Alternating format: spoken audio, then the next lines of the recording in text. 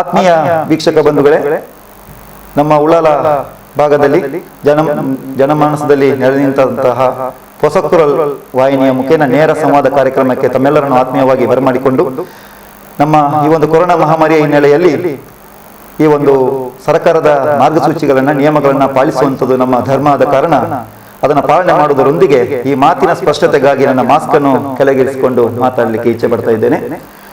ಆತ್ಮೀಯರೇ, ತಮಗೆಲ್ಲರಿಗೂ ಗೊತ್ತಿರುವ ಹಾಗೆ ಕೊರೋನಾ ಮಹಾಮಾರಿ 2019 ಡಿಸೆಂಬರ್ ತಿಂಗಳಲ್ಲಿ ಚೀನಾದಲ್ಲಿ ಹುಟ್ಟಿದೆ ಅಂತೇಳಿ ಎಲ್ಲ ಗೊತ್ತಿದೆ ನಮಗೆ. ಅಂತಹ ಒಂದು ಮಹಾಮಾರಿಯಿಂದಾಗಿ ಇವತ್ತು ತುಂಬ ಮಂದಿ ನಿರ್ಗತಿಕರು ಆಗಿರ್ಬೋದು, ಶಿಕ್ಷಕರು ಆಗಿರ್ಬೋದು, ತುಂಬ ನಮ್ಮ ಕಾರ್ಮಿಕರು ಆಗಿರ್ಬೋದು, ಒಟ್ಟಿಗೆ ಮಕ್ಕಳಿಗೆ ಕೂಡ ತುಂಬ ರೀತಿಯಲ್ಲಿ ಇವತ್ತು ಅನ್ಯಾಯ ಆಗಿದೆ.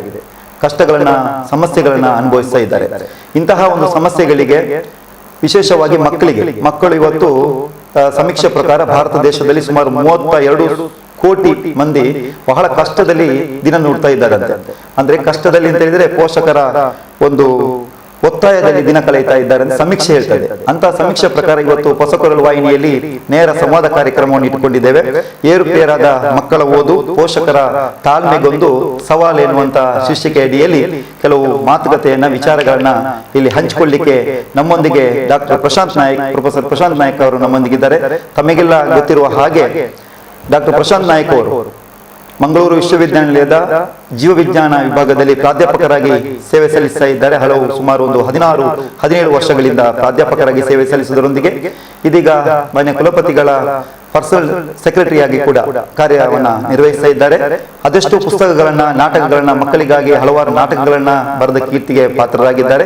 ಅದು ಮಾತ್ರ ಅಲ್ಲದೆ ಕೊರೋನಾ ಮಹಾಮಾರಿಯ ಈ ಹಿನ್ನೆಲೆಯಲ್ಲಿ ಅವರು ಈ ಕೊರೋನಾಕ್ಕೆ ಸಂಬಂಧಪಟ್ಟ ಹಾಗೆ ಹಲವಾರು ಲೇಖನಗಳನ್ನ ಬರೆದು ನಮ್ಮ ರಾಷ್ಟ್ರ ಮಟ್ಟದಲ್ಲಿ ತನ್ನ ಹೆಸರನ್ನ ಗುರುತಿಸಲ್ಪಟ್ಟವರು. ಅದು ಮಾತ್ರ ಅಲ್ಲದೆ ವಿಜ್ಞಾನದ ಪ್ರಾಜೆಕ್ಟ್ಗಳನ್ನ, ತಮಗೆಲ್ಲ ಗೊತ್ತಿದೆ, ನಮ್ಮ ವಿದ್ಯಾರ್ಥಿಗಳಲ್ಲಿ ಪ್ರತಿಭಾ ಕಾರಂಜಿ ಆಗಿರ್ಬೋದು, ಬೇರೆ ಬೇರೆ ಸ್ಪರ್ಧೆಗಳಲ್ಲಿ ವಿಜ್ಞಾನದಲ್ಲಿ ಹಲವಾರು ಸ್ಪರ್ಧೆಗಳಿಗೆ ಇವರು ಸರಿಯಾದ ಮಾಹಿತಿಯನ್ನ, ನಿರ್ದೇಶನವನ್ನು ಕೊಟ್ಟು ಪುತ್ತೂರಿನ ರಾಮಕೃಷ್ಣ ಪ್ರೌಢಶಾಲೆಯ ಮಕ್ಕಳು ರಾಷ್ಟ್ರ ಮತ್ತು ಅಂತಾರಾಷ್ಟ್ರೀಯ ಮಟ್ಟದಲ್ಲಿ ಪ್ರಶಸ್ತಿಯನ್ನು ಗಳಿಸುವುದಕ್ಕೆ, ಒಂದು ಕೀರ್ತಿ ಪತಾಕೆಯನ್ನು ಹಾರಿಸಲಿಕ್ಕೆ ಒಂದು ಪ್ರೇರಣಕರ್ತರಾದವರು ಡಾಕ್ಟರ್ ಪ್ರಶಾಂತ್ ನಾಯಕ್ ಅವರು. ಹಾಗೆ ಅವರ ಸಮಾಜ ಸೇವೆಯನ್ನ ನೋಡ್ಲಿಕ್ಕೆ ಹೋದ್ರೆ ಅವರು ಜೆಸಿ ಎನ್ನುವಂತ ಸಮಾಜಮುಖಿ ಸಂಘಟನೆಯಲ್ಲಿ ಮಾಜಿ ಅಧ್ಯಕ್ಷರಾಗಿದ್ದುಕೊಂಡು ಹಲವಾರು ಸಮಾಜಮುಖಿ ಕಾರ್ಯಕ್ರಮಗಳನ್ನ, ಮಕ್ಕಳ ದತ್ತು ತೆಗೊಳ್ಳುವ ಕಾರ್ಯಕ್ರಮ ಆಗಿರ್ಬೋದು, ಹಳ್ಳಿ ಮಕ್ಕಳ ಈ ಒಂದು ಮೊಬೈಲ್ ನಲ್ಲಿ ಸ್ಪೋಕನ್ ಇಂಗ್ಲಿಷ್ ಅನ್ನ ಕಲಿಸಿಕೊಡುವಂತ ಬಹಳ ಸುಂದರವಾದ ಒಂದು ಮಾನವೀಯ ಕಾರ್ಯಕ್ರಮ ಆಗಿರ್ಬೋದು, ಹಲವಾರು ನಿರ್ಗತಿಕರಿಗೆ, ಅಸಂಘಟಿತ ಕಾರ್ಮಿಕರಿಗೆ ಊಟದ ವ್ಯವಸ್ಥೆಯನ್ನ ನೀಡುವಂತ, ಒಂದು ಆಹಾರ ಸಾಮಗ್ರಿ ನೀಡುವಂತ ಮಾನವೀಯ ಕೆಲಸ ಆಗಿರ್ಬೋದು, ಹೀಗೆ ಹಲವಾರು ಸಮಾಜಮುಖಿ ಕಾರ್ಯಕ್ರಮಗಳನ್ನು ಕೂಡ ಬಹಳ ಯಶಸ್ಸಿನಲ್ಲಿ ಸಂಘಟನೆ ಮಾಡಿಕೊಂಡು ಬಂದವರು ಡಾಕ್ಟರ್ ಪ್ರಶಾಂತ್ ನಾಯಕ್ ಅವರು. ಇವತ್ತು ಡಾಕ್ಟರ್ ಪ್ರಶಾಂತ್ ನಾಯಕ್, ಪ್ರೊಫೆಸರ್ ಪ್ರಶಾಂತ್ ನಾಯಕ್ ಅವರನ್ನ ಈ ಒಂದು ನೇರ ಸಂವಾದ ಕಾರ್ಯಕ್ರಮಕ್ಕೆ ಆತ್ಮೀಯವಾಗಿ ಸ್ವಾಗತಿಸ್ತಾ ಇದ್ದೇನೆ. ಸರ್, ತಮಗೆಲ್ಲ ಗೊತ್ತಿದ್ದ ಹಾಗೆ ಇವತ್ತು ವಿದ್ಯಾರ್ಥಿಗಳು, ನಮಗೆ ಶಿಕ್ಷಕರು, ಇವತ್ತು ಎಲ್ಲರಿಗೂ ನಷ್ಟವಾಗಿದೆ, ತುಂಬಾ ನಷ್ಟ ಆಗಿದೆ ಅಂತ ನಾವು ನೋಡಿದ್ದೇವೆ, ಮಾಧ್ಯಮದಲ್ಲಿ ನೋಡಿದ್ದೇವೆ, ಕೇಳ್ತಾ ಇದ್ದೇವೆ, ಅಲ್ಲಲ್ಲಿ ನೋಡ್ತಾ ಇದ್ದೇವೆ. ಆದ್ರೆ ಎಸ್ಪೆಷಲಿ ಇವತ್ತು ವಿದ್ಯಾರ್ಥಿಗಳಿಗೆ ಬಹಳ ದೊಡ್ಡ ನಷ್ಟ ಆಗಿದೆ. ಯಾಕೆ ಅಂತ ಅಂದ್ರೆ ಇವತ್ತು ಒಂದು ಹುಟ್ಟಿದಂತ ಮಗು 4 ವರ್ಷ ಆದಾಗ, 4.5 ವರ್ಷ ಆದಾಗ ಅಥವಾ 5 ವರ್ಷ ಆದಾಗ LKG, UKG ಹೀಗೆ, ಮತ್ತೆ 1ನೇ ಕ್ಲಾಸ್, 2ನೇ ಕ್ಲಾಸ್ ಅಂತ ಹೇಳಿ, ಈಗ 9ನೇ ಕ್ಲಾಸ್ ಆದ ಮೇಲೆ 10ನೇ ಕ್ಲಾಸ್ ಆದ ಕೂಡಲೇ ಅವರಿಗೆ ಒಂದು ಪಬ್ಲಿಕ್ ಪರೀಕ್ಷೆ, ಅದಾದ ಕೂಡಲೇ PUC ಆದ ಕೂಡಲೇ PUCಯಲ್ಲಿ ಒಂದು ಪಬ್ಲಿಕ್ ಪರೀಕ್ಷೆ, ಹೀಗೆ ಈ ಎಲ್ಲ ಪರೀಕ್ಷೆಗೆ ವಿದ್ಯಾರ್ಥಿಗಳು ಹೇಗೆ ಆಗಿದ್ದಾರೆ ಅಂತ ಅಂದ್ರೆ ಬಿಡೋದು. ಈಗ 8ನೇ ಕ್ಲಾಸ್ನಲ್ಲಿ 8ನೇ ಕ್ಲಾಸ್ಗೆ ಸೇರಿದಂತ ಮಗು ನೇರವಾಗಿ ಪಾಸಾಗಿ ಈಗ 10ನೇ ಕ್ಲಾಸ್ ಅಲ್ಲಿ ಇದೆ. ಈ 2 ವರ್ಷದಿಂದ ಯಾವುದೇ ಪಾಠ ಪ್ರವಚನಗಳು ವಿದ್ಯಾಗಮ ಮುಖೇನ, ಆನ್ಲೈನ್ ಮುಖೇನ ಆದ್ರೂ ಕೂಡ ಆ ಮಕ್ಕಳಿಗೆ ಸರಿಯಾದ ಭೌತಿಕವಾಗಿ ಯಾವುದೇ ತರಗತಿಗಳು ಸರಿಯಾಗಿ ಮಾಡ್ಲಿಕ್ಕೆ ಆಗದ ಕಾರಣ ಇವತ್ತು ಪೋಷಕರುಗಳಲ್ಲಿ ಕೂಡ ಬಹಳ ದೊಡ್ಡ ಸಮಸ್ಯೆ ಇದೆ. ಪೋಷಕರು ಎಷ್ಟರ ಮಟ್ಟಿಗೆ ಸಮಸ್ಯೆ ಇದೆ ಅಂದ್ರೆ ಆ 24 ಅವರ್ಸ್ ಅವರನ್ನ ನೋಡಿಕೊಳ್ಳುವುದೇ ದೊಡ್ಡ ಸಮಸ್ಯೆ ಆಗಿ ಹೋಗಿದೆ. ಹಾಗಾಗಿ ಇಂಥ ಒಂದು ಸಮಸ್ಯೆಗಳಲ್ಲಿ ಪೋಷಕರ ಪಾತ್ರ ಏನು, ವಿಶೇಷವಾಗಿ ದೈಹಿಕವಾಗಿ, ಮಾನಸಿಕವಾಗಿ. ದೈಹಿಕವಾಗಿ ಅಂದರೆ ಇವತ್ತು ಆಟ ಆಡಲಿಕ್ಕಿಲ್ಲ ಮಕ್ಕಳಿಗೆ, ಮನೆಯಲ್ಲೇ ಕುಳಿತುಕೊಂಡು ಅದು ಏನು ಆಡ್ತಾರೆ, ಮೊಬೈಲಲ್ಲೇ ಆಡುವಂಥ ಪರಿಸ್ಥಿತಿ ಬಂದಿದೆ. ಮನೆಯೊಳಗೆ 4 ಗೋಡೆಗಳ ಒಳಗೆ, ಯಾಕೆಂದರೆ ಲಾಕ್ಡೌನ್ ಅಂತ ಸಂದರ್ಭ, ಹೊರಗಡೆ ಹೋಗಿ ಆಡುವಾಗಿಲ್ಲ, ಹಾಗಾಗಿ ಮನೆಯೊಳಗೆ ಆಡುವಂಥ ಸಂದರ್ಭ. ಇದು ದೈಹಿಕವಾಗಿ ಅವರಿಗೆ ಯಾವುದೇ ಯೋಗ ಇಲ್ಲ, ವ್ಯಾಯಾಮ ಇಲ್ಲ, ಎಷ್ಟೋ ಮಕ್ಕಳು ಯಾವುದೂ ಇಲ್ಲದೇ ಇದ್ದಾರೆ. ಮಾನಸಿಕವಾಗಿ ತುಂಬ ಚಿಂತೆಗೀಡಾಗಿದ್ದಾರೆ. ಇವತ್ತು ಮಕ್ಕಳಿಗೆ ತುಂಬ ಕೋಪ, ನಡುಕ ಉಂಟಾಗಿದೆ, ಹೆದರಿಕೆ, ತಂದೆ ತಾಯಿಯವರಿಗೆ ಬೈಯುವಂಥದ್ದು, ಇದೆಲ್ಲ ಆದದ್ದು ಈ ಲಾಕ್ಡೌನ್, ಈ ಒಂದು ಕೊರೋನಾ ಮಹಾಮಾರಿಯಿಂದಾಗಿ. ಹಾಗೆ ಸಾಮಾಜಿಕ ಅಂತಂದರೆ ಮಕ್ಕಳು ಹೊರಗೆ ಹೋದಾಗ 10 ಮಂದಿ ಒಟ್ಟಿಗೆ ಸೇರಿ ಆಡ್ತಾ ಇದ್ರು, ಒಳ್ಳೆ ರೀತಿಯಲ್ಲಿ ಬಾಂಧವ್ಯವನ್ನು, ಪ್ರೀತಿಯನ್ನು ಹಂಚಿಕೊಳ್ತಾ ಇದ್ರು ಮಕ್ಕಳೊಟ್ಟಿಗೆ. ಇದೆಲ್ಲದಕ್ಕೂ ಈಗ ಏನಾಗಿದೆ, ಅಡಚಣೆ ಉಂಟಾಗಿದೆ ಈ ಕೊರೋನಾದಿಂದ. ಇಂತಹ ಒಂದು ಸುಸಂದರ್ಭದಲ್ಲಿ, ಇಂತಹ ಒಂದು ಕೆಟ್ಟ ಸಂದರ್ಭದಲ್ಲಿ ಪೋಷಕರಾದವರಿಗೆ ದೊಡ್ಡ ಸಮಸ್ಯೆನೇ. ಪೋಷಕರಾದರು ಏನು ಮಾಡೋದು ಅಂತೇಳಿ, ಈಗ ನಮ್ಮ ಗ್ರಾಮೀಣ ಪ್ರದೇಶದಲ್ಲಿ ಕಂಡುಕೊಂಡ ಹಾಗೆ ಸುಮಾರು ನಮ್ಮ ಇಂಡಿಯಾದಲ್ಲಿ ಗ್ರಾಮೀಣ ವಿಭಾಗದಲ್ಲಿ ಸುಮಾರು 37% ಗ್ರಾಮೀಣದವರಲ್ಲಿ ಮಾತ್ರ ಇವತ್ತು ಮೊಬೈಲ್ ಇದೆ ಅಂತೇಳಿ ಕೂಡ ನಮ್ಮ ಸಮೀಕ್ಷೆ ಪ್ರಕಾರ ಗೊತ್ತಾಗ್ತದೆ. ಇಂತಹ ಒಂದು ಗಂಡಾಂತರ ಇರುವಾಗ ಈ ಪೋಷಕರಾದವರು ಯಾವ ರೀತಿ ಮಕ್ಕಳನ್ನು ಕಂಟ್ರೋಲಲ್ಲಿ ಇಡುವುದು, ಪೋಷಕರಾದವರು ಮಕ್ಕಳಿಗೆ ಯಾವ ರೀತಿಯ ಶಿಕ್ಷಣವನ್ನು ಕೊಡುವುದು, ಆನ್ಲೈನಲ್ಲಿ ಅಧ್ಯಾಪಕರು ಏನಾದರೂ ಪಾಠ ಪ್ರವಚನ ಮಾಡುವಾಗ ಪೋಷಕರು ಮಕ್ಕಳನ್ನು ಯಾವ ರೀತಿ ಮುಟ್ಟಿಸುವುದು, ಹೀಗೆ ಇಂತಹ ಒಂದು ಸಮಸ್ಯೆಗಳಿಗೆ ಮೊದಲನೇದಾಗಿ ಡಾಕ್ಟರ್ ಪ್ರಶಾಂತ್ ನಾಯ್ಕ ಅವರು ನಿಮ್ಮ ಅಭಿಪ್ರಾಯವನ್ನು ಈ ಪೋಷಕರಿಗೆ ನೀಡಬೇಕು ಅಂತೇಳಿ ವಿನಂತಿ ಮಾಡಿರ್ತೇನೆ. ನಮಸ್ತೆ.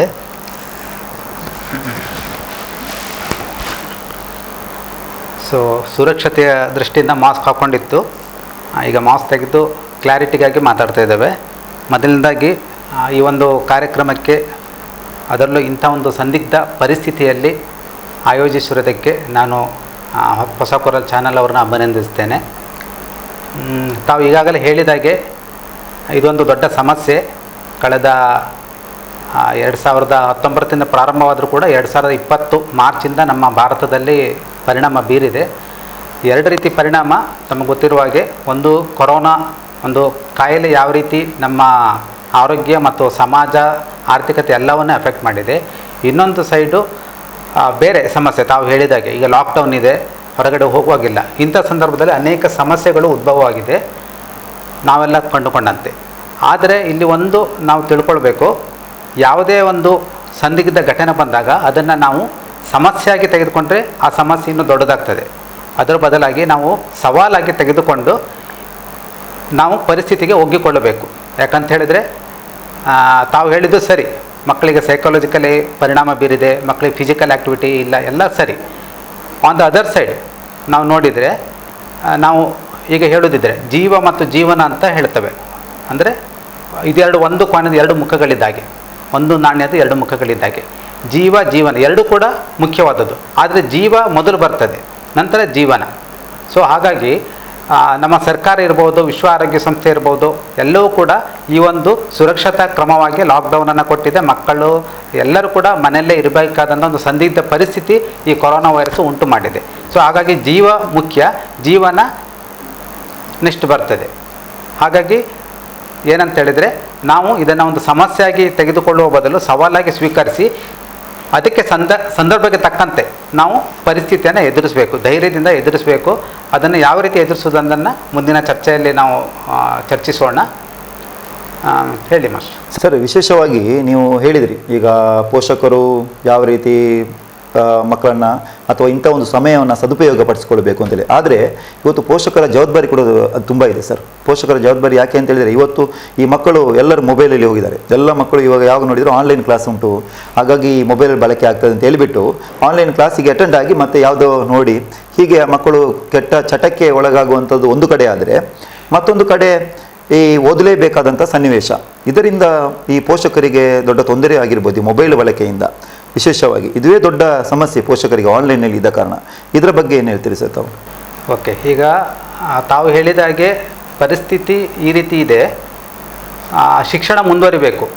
ಶಿಕ್ಷಣ ಮುಂದುವರಿಬೇಕಂತ ಇದ್ದರೆ ಈಗ ಫಿಸಿಕಲ್ಲು ಕ್ಲಾಸಸ್ಸು ಸಾಧ್ಯವಿಲ್ಲ. ಹಾಗಾಗಿ ನಾವು ತಂತ್ರಜ್ಞಾನವನ್ನು ಅವಲಂಬಿಸಬೇಕು. ಅದರಲ್ಲಿ ಮುಖ್ಯವಾಗಿ ನಮಗೆ ಈಗ ನಮ್ಮ ಮಟ್ಟದಲ್ಲಿ ಸಿಗುವಂಥದ್ದು ಅಥವಾ ಸಾಮಾನ್ಯ ಜನರ ಕೈಯಲ್ಲೂ ಕೂಡ ಒಂದು ಸಿಗುವಂಥ ಒಂದು ವಸ್ತು ಅದು ಮೊಬೈಲ್. ಸೊ ಮೊಬೈಲು ಬಳಕೆ ಅನಿವಾರ್ಯ ಆಗಿದೆ.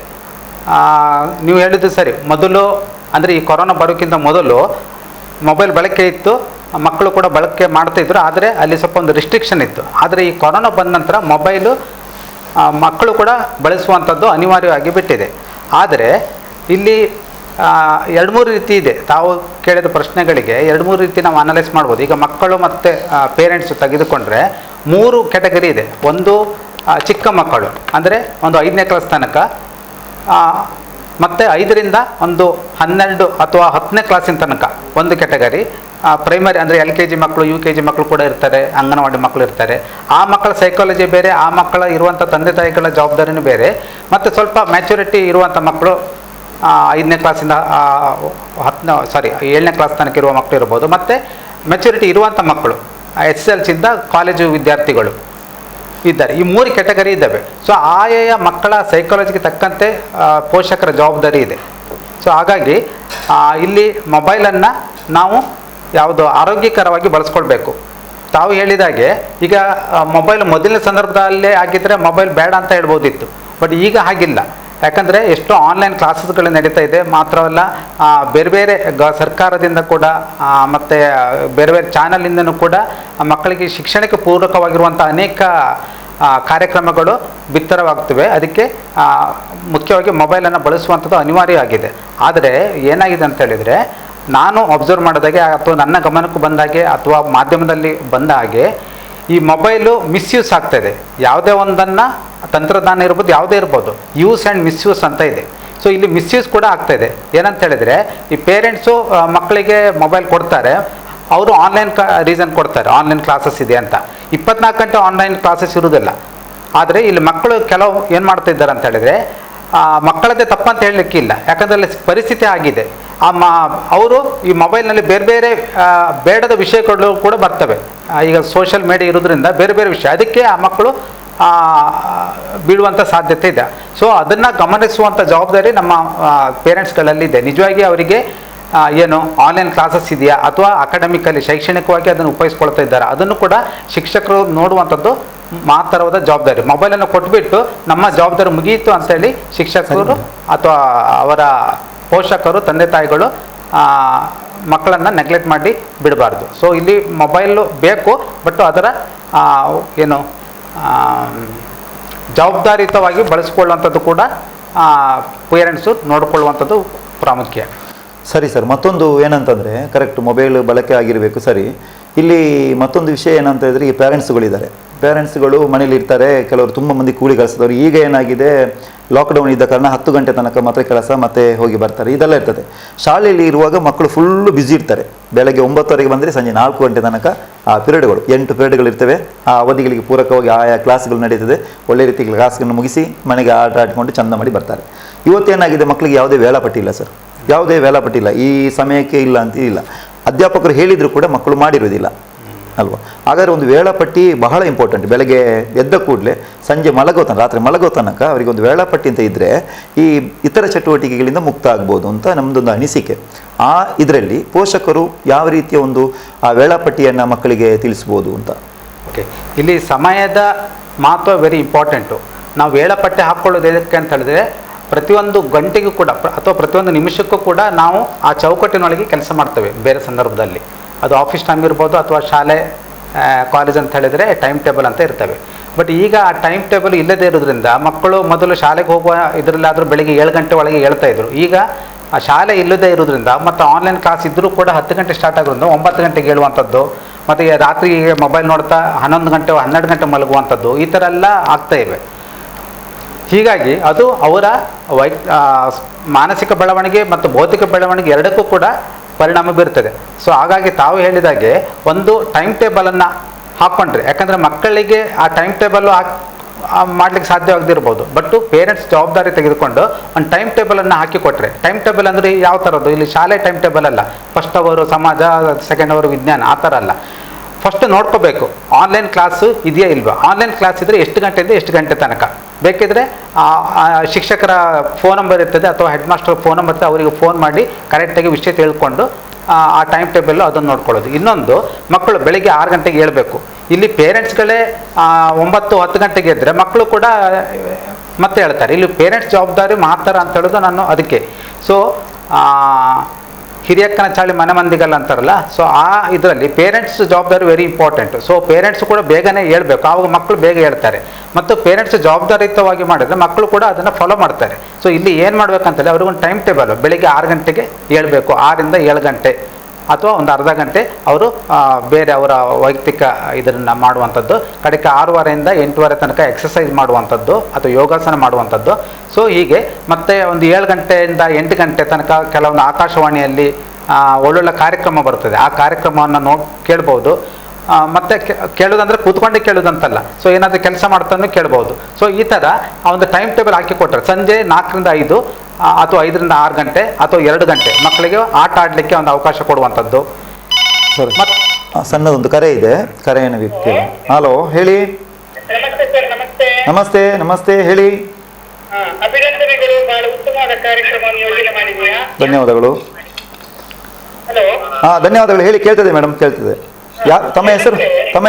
ಈಗ ನಮ್ಮ ಶಿಕ್ಷಣ ಪದ್ಧತಿ ಅಥವಾ ನಮ್ಮ ಮಕ್ಕಳು ದಿನ ದಿನ ಅವರ ಮಟ್ಟದಲ್ಲಿ ಏನಾಗ್ತಾ ಇದ್ದಾರೆ, ಕೆಳಗೆ ಹೋಗ್ತಾ ಇದ್ದಾರೆ. ಓಕೆ. ಇದಕ್ಕೊಂದು ಕಾರಣ ಅಂತ ಹೇಳ್ಬೋದು. ನಮ್ಗೆ ಈಗ ಬಂದಿರುವಂತ ಪರಿಸ್ಥಿತಿ. ಶಿಕ್ಷಣ ಅವರ ತಲೆಗೆ ಹೋಗ್ತಾ ಇಲ್ಲ ಅಂತ ಹೇಳಿಯಾ? ಶಿಕ್ಷಣ ತಲೆಗೆ ಹೋಗ್ತಾರೆ. ಶಿಕ್ಷಣ ಮಕ್ಕಳಿಗೆ ಸ್ವಲ್ಪ ಈಗ ಮಕ್ಕಳು ಹಿಂದೆ ಬಿದ್ದಿದ್ದಾರೆ. ಯಾಕೆ ಹಿಂದೆ ಬಿದ್ದಿದ್ದಾರೆ ಅಂದ್ರೆ ಕಾರಣ ಸರಿ ನಾವು ಹೇಳ್ಬೋದು, ನಮ್ಮ ಮಕ್ಕಳಿಗೆ ಈಗ ನಮ್ಮ ಟಚ್ ಇಲ್ಲ ಅಲ್ವಾ? ಮನೆಯಲ್ಲಿ ಪೇರೆಂಟ್ಸ್ ಎಷ್ಟು ಅಂತ ಮಕ್ಕಳಿಗೆ ಸಪೋರ್ಟ್ ಕೊಡ್ಬೋದು. ಮತ್ತೆ ನಮ್ಮ ಮಕ್ಕಳು ಈಗ ನಾನು ಒಂದು ಶಿಕ್ಷಕಿ ಆಗಿದ್ದಕ್ಕೂ ನಾನು ಹೇಳ್ಬೋದು, ನನ್ನ ಮಕ್ಕಳ ಹತ್ರ ಎಲ್ಲ ಮಕ್ಕಳ ಹತ್ರ ಮೊಬೈಲ್ ಇಲ್ಲ ಸರ್. ಇಂಥ ಸಂದರ್ಭದಲ್ಲಿ ಪೋಷಕರು ಏನ್ ಮಾಡ್ಬೇಕು ಅಂತ ನಾನು ಕೇಳಿದ, ಇದಕ್ಕೆ ಪೋಷಕರು ಏನ್ ಮಾಡ್ಲಿ? ಪೋಷಕರ ಪರಿಸ್ಥಿತಿಗೆ ಚಿಂತಾಜನಕ ಆಗಿದೆ. ಹೌದು. ಇದಕ್ಕೊಂದು ಸೂಚನೆ ಬೇಕು ನನಗೆ ದಯವಿಟ್ಟು. ಇವರಿಗೆ ಧನ್ಯವಾದಗಳು. ಪೋಷಕರಿಗೆ ಈಗ ಮಕ್ಕಳಿಗೆ ಸರಿಯಾದ ಮೊಬೈಲ್ ಬಳಕೆ ಇಲ್ಲ, ಕೆಲವರು ತುಂಬ ಬಡವರು ಇರ್ತಾರೆ. ಇಂಥ ಸಂದರ್ಭದಲ್ಲಿ ಆನ್ಲೈನ್ ಕ್ಲಾಸ್ಗಳನ್ನೆಲ್ಲ ಮಾಡುವಾಗ ಇವರಿಗೆ ಸಮಸ್ಯೆ ಆಗ್ತದೆ, ಯಾರಿಗೆ? ಮಕ್ಕಳಿಗೆ. ಅಂಥ ಸಂದರ್ಭದಲ್ಲಿ ಮಕ್ಕಳು ಹೇಗೆ ಕಲಿಬೋದು? ಇದು ಕೂಡ ಒಂದು ಜ್ವಲಂತ ಸಮಸ್ಯೆ. ನಮ್ಮ ಭಾರತದಲ್ಲಿ ಸರ್ವೆ ಮಾಡಿದಾಗೆ 37% ಗ್ರಾಮೀಣ ಪ್ರದೇಶದಲ್ಲಿರುವಂಥ ಮಕ್ಕಳಿಗೆ ಮೊಬೈಲ್ ವ್ಯವಸ್ಥೆ ಇಲ್ಲ. ಇದ್ರೂ ಕೂಡ ಸ್ಮಾರ್ಟ್ಫೋನು ವ್ಯವಸ್ಥೆ ಇಲ್ಲ. ಯಾಕಂದರೆ ಈ ಆನ್ಲೈನ್ ಕ್ಲಾಸಿಗೆಲ್ಲ ಸ್ಮಾರ್ಟ್ಫೋನ್ ಬೇಕಾಗಿರುತ್ತೆ. ಎಷ್ಟೋ ಜನ ಗ್ರಾಮೀಣ ಪ್ರದೇಶದಲ್ಲಿ ನೆಟ್ವರ್ಕ್ ಇಲ್ಲ, ಕೆಲವು ಪ್ರದೇಶದಲ್ಲಿ ಕೆಲವೊಂದು ಸಲ ಈ ಸ್ಮಾರ್ಟ್ಫೋನ್ ಖರೀದಿಸುವಂಥ ಸಾಮರ್ಥ್ಯ ಅವ್ರ ತಂದೆ ತಾಯಿಗಳಿಗೆ ಇರುವುದಿಲ್ಲ. ಇಂಥ ಸಂದರ್ಭದಲ್ಲಿ ಮಕ್ಕಳು ಈ ಆನ್ಲೈನ್ ಕ್ಲಾಸ್ ಇರುವಾಗ ಹೇಗೆ ಅಟೆಂಡ್ ಮಾಡೋದು, ಏನು ಮಾಡೋದು ಅಂತ ಒಂದು ನಿಜವಾಗಿಯೂ ಒಂದು ಜ್ವಲಂತ ಸಮಸ್ಯೆ. ಸೊ ನನ್ನ ಸಜೆಷನ್ ಏನಂತ ಹೇಳಿದರೆ, ಈಗ ಎಷ್ಟೋ ಸಾಮಾಜಿಕ ನೆಲೆಯಲ್ಲಿ ಕೆಲಸ ಮಾಡುವಂಥ ಸಂಘ ಸಂಸ್ಥೆಗಳು ಮತ್ತು ಕೆಲವು ಟಿ ವಿ ಮಾಧ್ಯಮದವರು ಪೇರೆಂಟ್ಸ್ಗಳಿಗೆ, ಎಷ್ಟು ಬಡವರಿಗೆ ಈ ಮೊಬೈಲ್ ಒದಗಿಸುವಂಥ ಒಂದು ಕೆಲಸವನ್ನು ಮಾಡಿದ್ದಾರೆ. ನಾನು ಎಷ್ಟೋ ಕಾರ್ಯಕ್ರಮವನ್ನು ನೋಡಿದ್ದೇನೆ. ಕೆಲವೊಂದು ಸೆಕೆಂಡ್ ಹ್ಯಾಂಡ್ ಇರ್ಬೋದು, ಹೊಸತಿರ್ಬೋದು, ತುಂಬ ಬಡ ಮಕ್ಕಳಿಗೆ ಮೊಬೈಲ್ ವ್ಯವಸ್ಥೆ ಮಾಡಿರುವಂಥದ್ದು ಇದೆ. ಇನ್ನು ಮೊಬೈಲ್ ಇಲ್ಲದೇ ಇದ್ದಾಗ ಆವಾಗ ತಂದೆ ತಾಯಿಗಳೇ ಅವರಿಗೆ, ಈಗ ಪ್ರಾಥಮಿಕ ಶಾಲೆ ಮಕ್ಕಳಿದ್ರೆ ಅಥವಾ ತಂದೆ ತಾಯಿಗಳು ಒಂದು 10ನೇ ತರಗತಿ ವ್ಯಾಸಂಗ ಇರ್ಬೋದು, ಅಂದರೆ ಪ್ರೈಮರಿ ಮಕ್ಕಳಿಗೆ ಹೇಳಿಕೊಡುವಂಥ ಎಜುಕೇಷನ್ ಅವ್ರಿಗೆ ಇರ್ಬೋದು. ಆಗ ತಂದೆ ತಾಯಿ ಇರ್ಬೋದು, ಅಣ್ಣ ಇರ್ಬೋದು, ಅಕ್ಕ ಇರ್ಬೋದು, ಆ ಮಕ್ಕಳಿಗೆ ಹೇಳಿಕೊಡ್ಬೇಕಾಗತ್ತೆ. ಅಲ್ಲಿ ಪಾಠ ಪುಸ್ತಕ ಇರ್ತದೆ, ಆ ಪಾಠ ಪುಸ್ತಕ ತಗೊಂಡು ಹೇಳ್ಕೊಡ್ಬೇಕಾಗತ್ತೆ. ಮತ್ತು ಮೊಬೈಲ್ ಅಂತೂ ಸಾಮಾನ್ಯವಾಗಿ ಇವತ್ತು ಎಲ್ಲರ ಹತ್ರ ಇದ್ದೇ ಇರುತ್ತೆ. ಸ್ಮಾರ್ಟ್ಫೋನ್ ಇಲ್ಲದಿದ್ದರೂ ಕೂಡ ಮೊಬೈಲ್ ಫೋನ್ ಇದ್ದೇ ಇದೆ. ಸೊ ಅಂಥ ಸಂದರ್ಭದಲ್ಲಿ ಶಿಕ್ಷಕರ ನಂಬರ್ ಇರ್ತದೆ. ಈಗ ನಿಮ್ಮ ಮಗನಿಗೆ ಅಥವಾ ಮಗಳಿಗೆ ಗಣಿತ ಕಷ್ಟ ಆಗ್ತಾಯಿದೆ ಅಥವಾ ಇಂಗ್ಲೀಷ್ ಕಷ್ಟ ಆಗ್ತಾಯಿದೆ, ಸೊ ನೀವು ನಿಮ್ಮ ಶಿಕ್ಷಕರಿಗೆ ಫೋನ್ ಮಾಡಿದರೆ ಅವರು ಆ ಗಣಿತವನ್ನು ಸುಲಭವಾಗಿ ಸಾಲ್ವ್ ಮಾಡುವಾಗ ಹೇಳ್ಕೊಡ್ತಾರೆ. ಸೊ ಫೋನ್ ಮೂಲಕನೂ ಮಾತಾಡಿಕೊಂಡು ಮಾಡಲಿಕ್ಕೆ ಅವಕಾಶ ಇದೆ. ಸೊ ಹಾಗಾಗಿ ಮೊಬೈಲ್ ಸ್ಮಾರ್ಟ್ಫೋನ್ ಇಲ್ಲನೇ ಅಂತಲೇ ಇದು ಮಾಡಬೇಕಾಗಿಲ್ಲ. ಮತ್ತು ಅನೇಕ ಸಂಘ ಸಂಸ್ಥೆಗಳಿದ್ದಾವೆ, ಅವ್ರನ್ನೇ ಅಪ್ರೋಚ್ ಮಾಡಿದರೆ ಆ ಮೊಬೈಲ್ ಕೊಡಿಸುವಂಥ ಎಷ್ಟೋ ಕಾರ್ಯ ನಡೀತಾ ಇದೆ, ಒಳ್ಳೆಯ ಕಾರ್ಯ ನಡೀತಾ ಇದೆ. ನಾವು ಕೂಡ ಅದನ್ನು ಅಬ್ಸರ್ವ್ ಮಾಡಿದ್ದೇವೆ. ಖಂಡಿತ ಸರ್. ಸಣ್ಣ ಒಂದು ವಿರಾಮ ತೆಗೆದುಕೊಂಡು ಮುಂದೆ ಮಾತಾಡುವ. ಆತ್ಮೀಯ ವೀಕ್ಷಕ ಬಂಧುಗಳೇ, ಇದು ನೇರ ಸಂವಾದ ಕಾರ್ಯಕ್ರಮ. ಬಹಳ ಒಳ್ಳೆಯ ರೀತಿಯಲ್ಲಿ ಕಾರ್ಯಕ್ರಮ ನೆರವೇರ್ತಾ ಇದೆ. ಯಾರಾದರೂ ಪ್ರಶ್ನೆಗಳು, ತಮ್ಮ ಅಭಿಪ್ರಾಯಗಳನ್ನು ನಮ್ಮೊಟ್ಟಿಗೆ ಹಂಚಿಕೊಳ್ಳಿ. ಒಳ್ಳೆಯ ಪ್ರಾಧ್ಯಾಪಕರು ನಮ್ಮೊಂದಿಗೆ ಇದ್ದಾರೆ, ಡಾಕ್ಟರ್ ಪ್ರಶಾಂತ್ ನಾಯ್ಕ ಅವರು. ಅವರೊಂದಿಗೆ ನೇರವಾಗಿ ನೀವು ಪ್ರಶ್ನೆಗಳನ್ನು ಕೇಳಬಹುದು, ಅಭಿಪ್ರಾಯಗಳನ್ನು ಹಂಚಿಕೊಳ್ಳಬಹುದು. ನೀವು ಕರೆ ಮಾಡಬೇಕಾದ ಸಂಖ್ಯೆ 0824298760 ನಂಬರಿಗೆ ನೀವು ಕರೆ ಮಾಡಬೇಕು ಅಂತೇಳಿ ವಿನಂತಿ ಮಾಡಿಕೊಳ್ತಾ ಮಾತನ್ನು ಮುಂದುವರಿಸ್ತೇವೆ. ಆತ್ಮೀಯ ವೀಕ್ಷಕ ಬಂಧುಗಳೇ, ನಮ್ಮ ಮಾತುಕತೆಯನ್ನು, ನೇರ ಮಾತುಕತೆಯನ್ನು ಈಗ ಮುಂದುವರಿಸ್ತಾ, ಪ್ರಶಾಂತ್ರೆ ಸರ್, ಇದೀಗ ಒಂದು ದೊಡ್ಡ ಒಂದು ಸಮಸ್ಯೆ ನಮಗೆಲ್ಲ ಗೊತ್ತಿದೆ. ಇವತ್ತಿನ ಒಂದು ಪತ್ರಿಕಾಗೋಷ್ಠಿಯನ್ನು ನಾವೆಲ್ಲ ವೀಕ್ಷಣೆ ಮಾಡಿದ್ದೇವೆ. ಮಾನ್ಯ ಸುರೇಶ್ ಕುಮಾರ್ ಅವರು, ಶಿಕ್ಷಣ ಸಚಿವರು, ಅವರ ಒಂದು ಪತ್ರಿಕಾಗೋಷ್ಠಿಯಲ್ಲಿ ವಿಷಯವನ್ನು ಪ್ರಸ್ತಾಪ ಮಾಡಿದ್ದಾರೆ. ಏನಪ್ಪ ಅಂತಂದರೆ, SLC ಮಕ್ಕಳಿಗೆ ಜುಲೈ 2ನೇ ವಾರದಲ್ಲಿ ಪರೀಕ್ಷೆಯನ್ನು ಮಾಡ್ತಾರೆ. ಹೇಗೆ ಅಂತಂದರೆ 2 ಪೇಪರ್ ಇರ್ತದೆ. ಒಂದು ಫಸ್ಟ್ ಇದ್ದು ವಿಜ್ಞಾನ, ಗಣಿತ ಮತ್ತು ಸಮಾಜ ಒಂದು ಪೇಪರ್ ಆದರೆ, ಮತ್ತು ಕನ್ನಡ, ಇಂಗ್ಲೀಷ್ ಮತ್ತು ಹಿಂದಿ ಇದನ್ನು 2ನೇ ಪೇಪರ್ ಅಂತೇಳಿ ಮಾಡಿ 40 ಮಾರ್ಕ್ಗಳಿದ್ದು, ಹೀಗೆ ಒಂದೊಂದು ಸಬ್ಜೆಕ್ಟಿಗೆ 120 ಅಂಕಗಳು ಅಂತೇಳಿ SLCಯಲ್ಲಿ ಮಾಡಿದ್ದಾರೆ. PUCಯನ್ನು ಪರೀಕ್ಷೆಯನ್ನು ರದ್ದು ಮಾಡಿದ್ದಾರೆ. ಈಗ ಏನಾಗಿದೆ, ಮಕ್ಕಳಿಗೆ ಒಂದು ರೀತಿಯಲ್ಲಿ ಖುಷಿ ಪಡುವವರ ಸಂಖ್ಯೆ ಕಡಿಮೆ ಇರ್ಬೋದು, ಬೇಸರ ಪಡುವವರ ಸಂಖ್ಯೆ ಜಾಸ್ತಿ ಇರ್ತದೆ. ಯಾಕೆಂದರೆ ಓದುವ ಮಕ್ಕಳು ಯಾರು ಒಳ್ಳೆ ರೀತಿಯಲ್ಲಿ ಅಂಕ ಗಳಿಸಬೇಕು, ರ್ಯಾಂಕ್ ಗಳಿಸಬೇಕು, ನಾನು ಸ್ಟೇಟಲ್ಲಿ ರ್ಯಾಂಕ್ ಬರಬೇಕು ಅಂತೇಳಿ ಆಸೆ ಇರ್ತದೆ. ಇದು ತಪ್ಪಲ್ಲ. ಮಕ್ಕಳಾದವರು ಸ್ಪರ್ಧೆ ಬೇಕೇ ಬೇಕು. ಸ್ಪರ್ಧೆ ಎನ್ನುವಂಥದ್ದು ಇದ್ದರೆ ಮಾತ್ರ ಮುಂದೆ ಒಂದು ಭವ್ಯವಾದ ಭವಿಷ್ಯವನ್ನು ರೂಪಿಸಿಕೊಳ್ಳಲಿಕ್ಕೆ ಮಕ್ಕಳಿಗೆ ಸಹಾಯವಾಗ್ತದೆ. ಇದೆಲ್ಲ ನಮಗೆ ಗೊತ್ತಿದೆ. ಆದರೆ ಇಲ್ಲಿ ಏನು ಪ್ರಶ್ನೆಪ್ಪ ಅಂತಂದರೆ, ಈ ರದ್ದು ಮಾಡಿದ ಕೂಡಲೇ ಮಕ್ಕಳಿಗೆ ಏನಾಗ್ತದೆ ಅಂದರೆ, ಆಯ್ತಾ ಪರೀಕ್ಷೆನೇ ಹೋಯ್ತಲ್ಲ ಅಂತ ತುಂಬ ಬೇಸರ ಪಡುವಂಥ ಒಂದು ಕಡೆ. ಮತ್ತೊಂದು ಕಡೆ ಒಂದು ಮಾತು ಸುರೇಶ್ ಅವರು ನಮ್ಮ ಶಿಕ್ಷಣ ಸಚಿವರು ಹೇಳಿಬಿಟ್ರು, ಏನಪ್ಪ ಅಂತಂದರೆ ಎಲ್ಲರೂ ಪಾಸ್, ಎಲ್ಲ ಮಕ್ಕಳು ಪಾಸ್ SLCಯಲ್ಲಿ ಅಂತೇಳಿ ಒಂದು ಮಾತನ್ನು ಕೊಟ್ಟುಬಿಟ್ರು. ಯಾವಾಗ ಪಾಸ್ ಎನ್ನುವಂಥದ್ದು ಮಕ್ಕಳ ಮನಸ್ಸಲ್ಲಿ ಬಂತೋ ಆವಾಗ ಮಕ್ಕಳಲ್ಲಿ ಏನಾಗಿರುತ್ತೆ ಅಂದರೆ ಪರೀಕ್ಷೆ ಬೇಡ, ಖುಷಿ ಪಡ್ತಾರೆ ಅದನ್ನು. ಹಾಗಾದರೆ ನಾನು ಓದಲಿಕ್ಕಿಲ್ಲ, ಓದುವುದನ್ನು ಓದುವುದಿಲ್ಲ, ಇನ್ನು ನಾಳೆಯಿಂದ ಏನೋ ಕ್ಲಾಸ್ಗಳು ಆದರೂ ಕೂಡ ಅದಕ್ಕೆ ಸರಿಯಾದ ಸ್ಪಂದನೆ ಮಕ್ಕಳಿಗೆ ಇರುವುದಿಲ್ಲ. ಇದರ ಬಗ್ಗೆ ತಮ್ಮ ಅಭಿಪ್ರಾಯ ಏನು ಸರ್? ಓಕೆ, ಸೊ ಈಗಾಗಲೇ ಹೇಳಿದಾಗೆ ಪರಿಸ್ಥಿತಿ ಈ ರೀತಿ ಇರೋದ್ರಿಂದ ನಮ್ಮ ಸರ್ಕಾರವು ಕೂಡ ನಮ್ಮ ಮಾನ್ಯ ಮಂತ್ರಿಗಳು ಕೂಡ ಒಂದು ಸೂಕ್ತ ನಿರ್ಧಾರವನ್ನು ಕೈಗೊಳ್ಳಬೇಕಾಗಿತ್ತು. ಅದ್ರ ಪ್ರಕಾರ ಅವರು ನಿರ್ಧಾರವನ್ನು ಕೈಗೊಂಡು ಹೇಳಿದ್ದಾರೆ. ಅದು ಕೂಡ ತಜ್ಞರ ಒಂದು ಒಪಿನಿಯನ್ ತೆಗೆದುಕೊಂಡು ಈಗ PUCಗೆ ಎಕ್ಸಾಮ್ ಪರೀಕ್ಷೆಯನ್ನು ರದ್ದು ಮಾಡಿದ್ದಾರೆ. CBSEಯಲ್ಲಿ ಈಗಾಗಲೇ ರದ್ದು ಮಾಡಿದ್ದಾರೆ SSLCಗೆ. ಸೊ ಏನಂತ ಹೇಳಿದರೆ ರದ್ದು ಮಾಡಿದ್ದಾರೆ ಅಂತ ಹೇಳಿ ಖುಷಿ ಪಡೋ ಮಕ್ಕಳು ಇದ್ದಾರೆ, ಬೇಸರ ಪಡ್ಕೊಳ್ಳುವ ಮಕ್ಕಳು ಇದ್ದಾರೆ. ಆದರೆ ಇಲ್ಲಿ ಖುಷಿ ಪಡೋದು ಬೇಸರ ಪಡೋಕ್ಕಿಂತ ಮುಖ್ಯವಾಗಿ ನಾವು ಪರೀಕ್ಷೆ ಅನ್ನುವಂಥದ್ದು ಬೇಕು. ನಮ್ಮ ಜೀವನದಲ್ಲಿ ಮುಂದೆ ಹೋಗಲಿಕ್ಕೆ ಪರೀಕ್ಷೆ ಬೇಕು, ಪಡೆಯುವಂಥ ಅಂಕಗಳು ಕೂಡ ಇಂಪಾರ್ಟೆಂಟು. ಆದರೆ ಬರೀ ಅಂಕ ಪಡೆಯೋದೊಂದು ಮುಖ್ಯ ಅಲ್ಲ. ಈಗ ನಾವು ಏನು ಓದ್ತೇವೆ ಜ್ಞಾನಾರ್ಜನೆಗೋಸ್ಕರ. ಸೊ ಪರೀಕ್ಷೆ ಇಲ್ಲ ಅಂತ ಹೇಳಿಕೊಂಡು ಆ ಪುಸ್ತಕವನ್ನೆಲ್ಲ ಬದಿಗೊತ್ತಿ ಮೂಲೆಗೆ ಓದ್ತದಲ್ಲ, ಅದನ್ನು ಮಡಚಿಟ್ಟು ಮೂಲೆಗೆ ಓದ್ತದಲ್ಲ. ಸೊ ಏನು ಮಾಡ್ಬೇಕಂತಂದರೆ ಸಂದರ್ಭ ಹೇಗೆ ಬದಲಾಗ್ತದಂತ ಹೇಳಲಿಕ್ಕಾಗಲ್ಲ. ನಾಳೆ ಪರಿಸ್ಥಿತಿ ಎಲ್ಲ ಒಂದು ನಾರ್ಮಲಿ ಬಂದು ಪುನಃ ಪರೀಕ್ಷೆ ಮಾಡೋ ಸಂದರ್ಭ ಬರ್ಬೋದು, ಹೇಳಲಿಕ್ಕಾಗಲ್ಲ ಸಿಚುವೇಶನ್. ಸೊ ಯಾವ ಸಂದರ್ಭದಲ್ಲೂ ರೆಡಿ ಇರಬೇಕು. ಈಗ ಉದಾಹರಣೆಗೆ ಇದೇ ಎಕ್ಸಾಂಪಲ್ ತೆಗೆದುಕೊಂಡ್ರೆ ನೋಡಿ, ಈಗ first year PUC mark basis ಮೇಲೆ ಈಗ ಸೆಕೆಂಡ್ ಇಯರ್ ಮಕ್ಕಳದ್ದು ಅಂಕ ನಿರ್ಧರಿತ ಹೋಗ್ತದೆ. ಸೊ ನಿಮಗೆ ಈ ವಿಷಯ ಗೊತ್ತಿರಲಿಲ್ಲ. ಸೊ ಈಗ ನೋಡಿ ಆ PUC ಫಸ್ಟ್ ಇಯರ್ ಮಾರ್ಕ್ ಎಷ್ಟು ಇಂಪಾರ್ಟೆಂಟ್ ಅನ್ನೋದು ನಿಮ್ಗೆ ಈಗ ಗೊತ್ತಾಗ್ತಾ ಇದೆ ಅಲ್ವಾ? ಸೊ ಅಲ್ಲಿ ಕಡಿಮೆ ತೆಗೆದುಕೊಂಡ್ರೆ ಇಲ್ಲಿ ಕೂಡ ಕಡಿಮೆ ಆಯ್ತಂತ ಆಯ್ತು. ಈಗ ಅಲ್ಲಿ ಯಾರು ಒಳ್ಳೆ ಮಾಡಿದರೆ ಅವರಿಗೂ ಕೂಡ ಇಲ್ಲಿ ಒಳ್ಳೇದು ಬರ್ತದೆ. ನಾನೇನೇ ಹೇಳೋದು ಅಂತ ಹೇಳಿದರೆ ಪರೀಕ್ಷೆ ರದ್ದಾಗಲಿ ಅಥವಾ ಬೇರೆ ಟೈಮಲ್ಲಿ ನಡಿಬೋದು, ಮಕ್ಕಳು ತಮ್ಮ ಓದೋದನ್ನು ನಿಲ್ಲಿಸಬಾರ್ದು. ಯಾಕಂದರೆ ನಾವು ಓದೋದು ಜ್ಞಾನಾರ್ಜನೆಗೋಸ್ಕರ, ಪರೀಕ್ಷೆಗೆ ಮಾತ್ರ ಅಲ್ಲ. ಆದ್ದರಿಂದ ನೀವು ಓದನ್ನು ಮುಂದುವರಿಸಲೇಬೇಕು. ಬಟ್ ಇಲ್ಲಿ ಒಂದು ಅಡ್ವಾಂಟೇಜ್ ಅಂತ ಹೇಳಿದರೆ ಬರೀ ಪಾಠ ಪುಸ್ತಕ ಓದೋದಲ್ಲ, ಅದ್ರ ಜೊತೆಗೆ ನಿಮಗೆ ಮನೇಲಿ ಒಳ್ಳೊಳ್ಳೆ ಪುಸ್ತಕ ಇದ್ದರೆ ಅದನ್ನು ಕೂಡ ಓದ್ಬೋದು. ಆವಾಗ ನಿಮ್ಮ ಜ್ಞಾನಾರ್ಜನೆ ಇನ್ನೂ ವಿಸ್ತರಣೆ ಆಗ್ತದೆ. ಓದೋದನ್ನು ಯಾವತ್ತೂ ನಿಲ್ಲಿಸಬಾರ್ದು. ಮತ್ತು ಇವತ್ತು ನೀವು ಏನು ಓದ್ತೀರಿ, ಈಗ ಇವತ್ತು PUC ಮಕ್ಕಳು, ನೆಕ್ಸ್ಟು ನಾಳೆ ನೀಟ್ ಎಕ್ಸಾಮ್ ಇದೆ, JEE ಎಕ್ಸಾಮ್ ಇದೆ, ಇಂಜಿನಿಯರಿಂಗ್ ಮೆಡಿಕಲ್ ಹೋಗಲಿಕ್ಕೆ. ಸೊ ನೀವು ಸಡನ್ನಾಗಿ ಪರೀಕ್ಷೆ ಇಲ್ಲ ಅಂತ ರದ್ದು ಮಾಡೋದು, ನಾಳೆ ನೀಟ್ ಎಕ್ಸಾಮ್ ಸಡನ್ಲಿ ಇದಾಗ್ಬೋದು 1-2 ತಿಂಗಳು ಬಿಟ್ಟು. ಆವಾಗ ಒಂದು ವಾರದಲ್ಲಿ ಅನೌನ್ಸ್ ಆದರೆ ಅಥವಾ 10 ದಿವಸದಲ್ಲಿ ಅನೌನ್ಸ್ಮೆಂಟ್ ಆದರೆ ನಿಮಗೆ ಆ ಸಮಯ ಸಾಕಾಗೋದಿಲ್ಲ. ಸೊ ಏನು ಹೇಳೋದು ಅಂತ ಹೇಳಿದರೆ ನೀವು ಓದಬೇಕು. ಓಕೆ, ಓದೋದನ್ನು ಮುಂದುವರ್ಸ್ಕೊಂಡು ಹೋಗಬೇಕು, ನಿಮಗೆ ಅದು ಹೆಲ್ಪ್ ಆಗ್ತದೆ. ಮತ್ತು ನನ್ನದೇ ಒಂದು ಉದಾಹರಣೆ ತೆಗೆದುಕೊಳ್ಳೋದಿದ್ದರೆ, ನಾನೊಂದು UGC NET ಎಕ್ಸಾಮ್ ಅಂತಿದೆ, CSIR UGC ನೆಟ್ ಎಕ್ಸಾಮು. ನಾನೊಂದು 3-4 ಸಲ ಟ್ರೈ ಮಾಡಿದಾಗ ಪಾಸ್ ಆಗಲಿಕ್ಕೆ ಆಗಲಿಲ್ಲ.